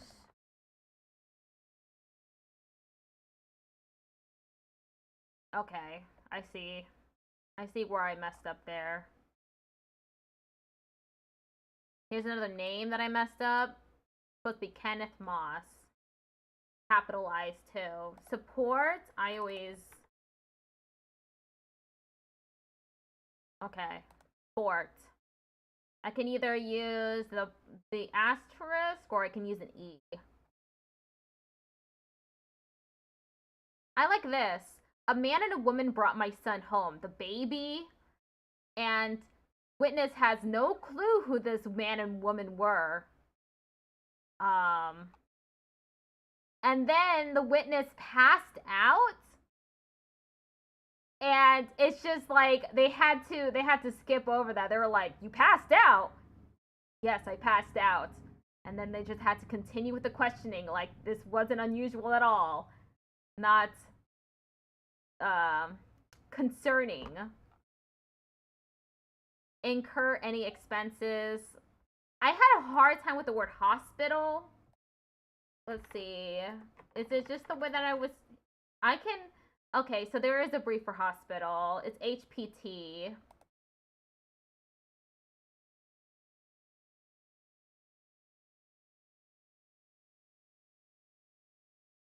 Okay. I can move on to the test. Wow, we're already on the test? This one went by so fast. Already on the test. Hello, this is a Q&A Time to- test for the time to fail the 100 test. class. Plaintiff attorney is Mr. Adams, ADAMS.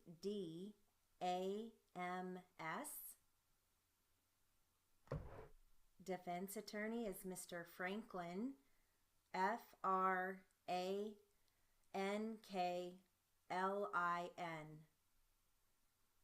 Again, plaintiff attorney Mr. Adams, ADAMS. Defense attorneys Mr. Franklin, FRANKLIN.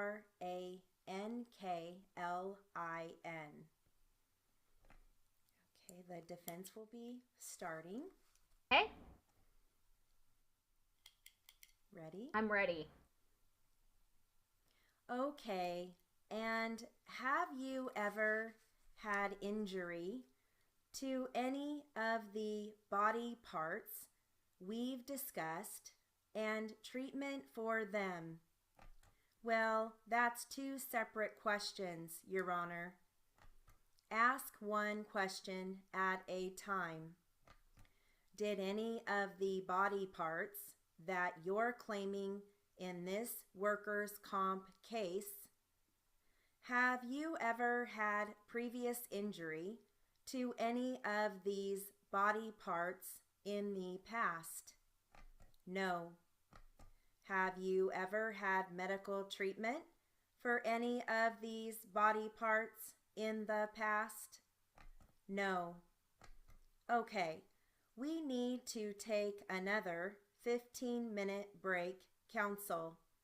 Back on the record. Continue, counsel. Thank you, Your Honor.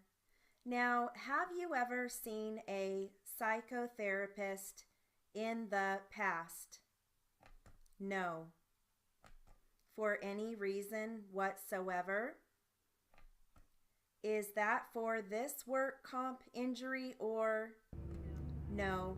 He's asking you, in your lifetime, with all the ups and downs and ins and outs that you've had in your life, did you ever have to seek professional counseling for any kind of depression, anxiety, or whatever?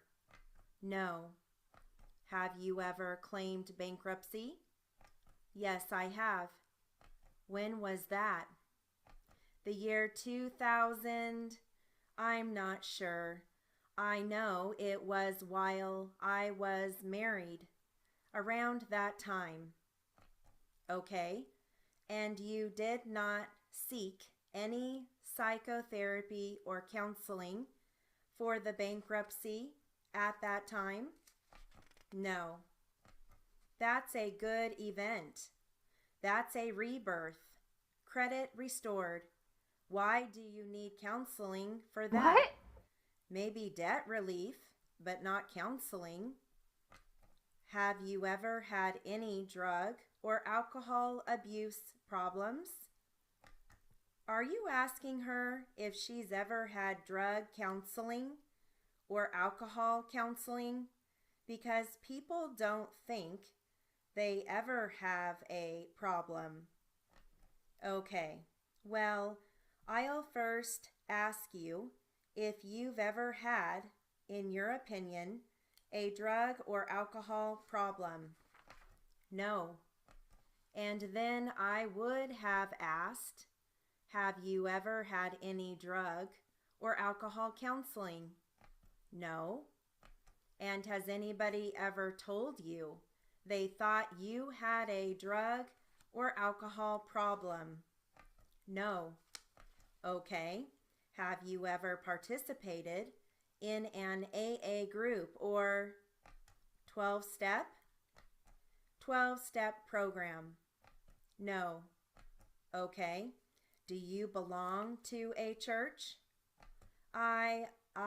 Yes. But I'm not active because I live in Anza, so... What church do you belong to? Center Point. I'm sorry? Center Point Community Church in Marietta.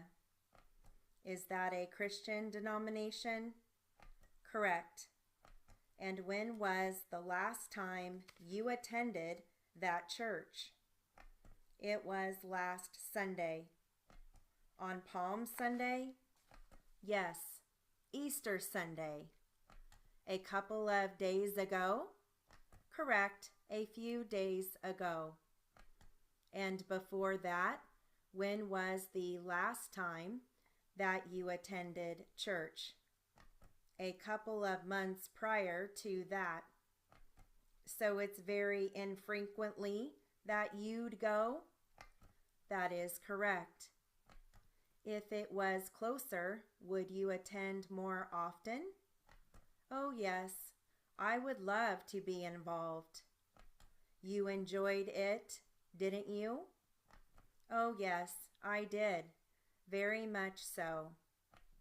So the Center Point Christian Church in Marietta, how often would you say that you go? Every couple of months or more frequently than that? The present or the past? Well, in the last year. The last year I periodically went every other month. Okay, you went about every other month? Correct. Okay, I could not keep up with that at all. I don't know why. Okay. I feel like retrying that. Just because I had such a hard time with it. I'm not sure why I couldn't keep up. It's not like, I guess it's because it was 4 voice. It had 4 different people talking, one after the other. And it's kind of difficult to switch between them. Like, you can even see that I was having a hard time even with the speaker labels. They're really simple. I made them really simple. So the left side of the keyboard is the questioner, and then the right side of the keyboard is the witness answering during Q&A. But then, you know, I have to switch between the judge, which is the court. So I had to do court.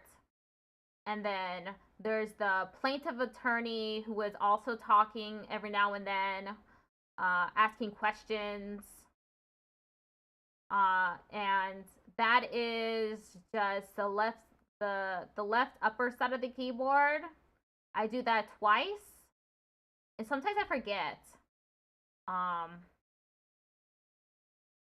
God, you can just see how badly I was doing.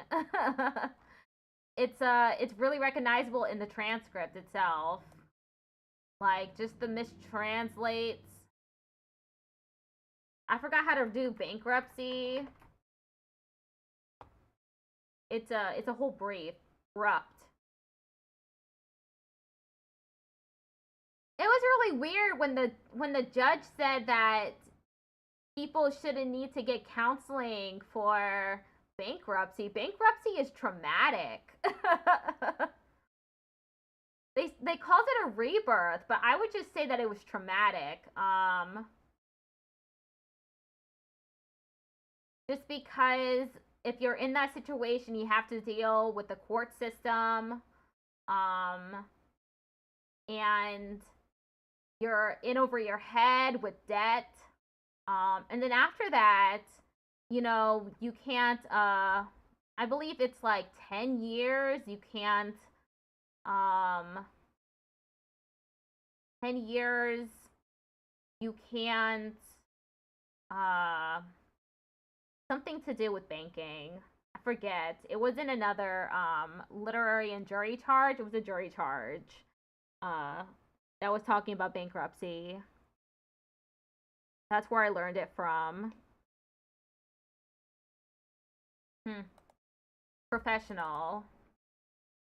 I learned okay, it was actually EFL. EFL. That would have been professional instead of PROL. I was having trouble with alcohol too. Tall? Tall. Alcohol is chal. Chal. Okay, well, let me just cover this up real quick.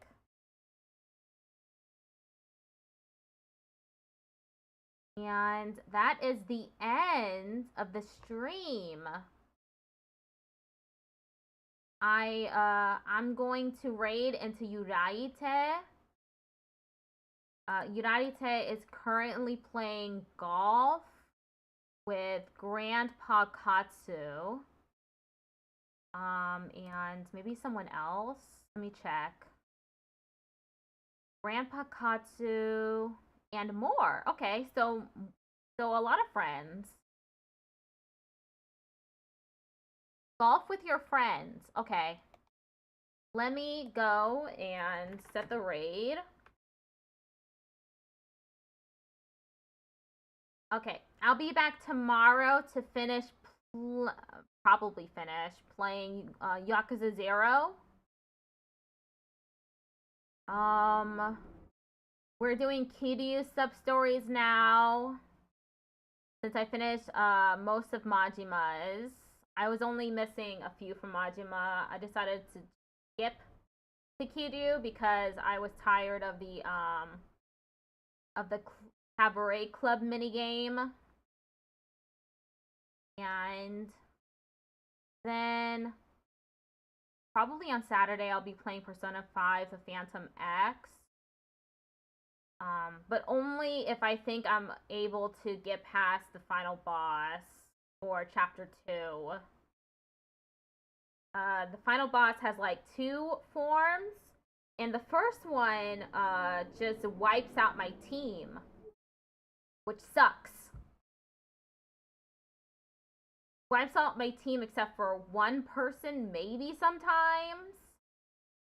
Okay. I see that the raid thing is slowly ticking. It's almost there, so I'll see y'all tomorrow for Yakuza 0. Bye!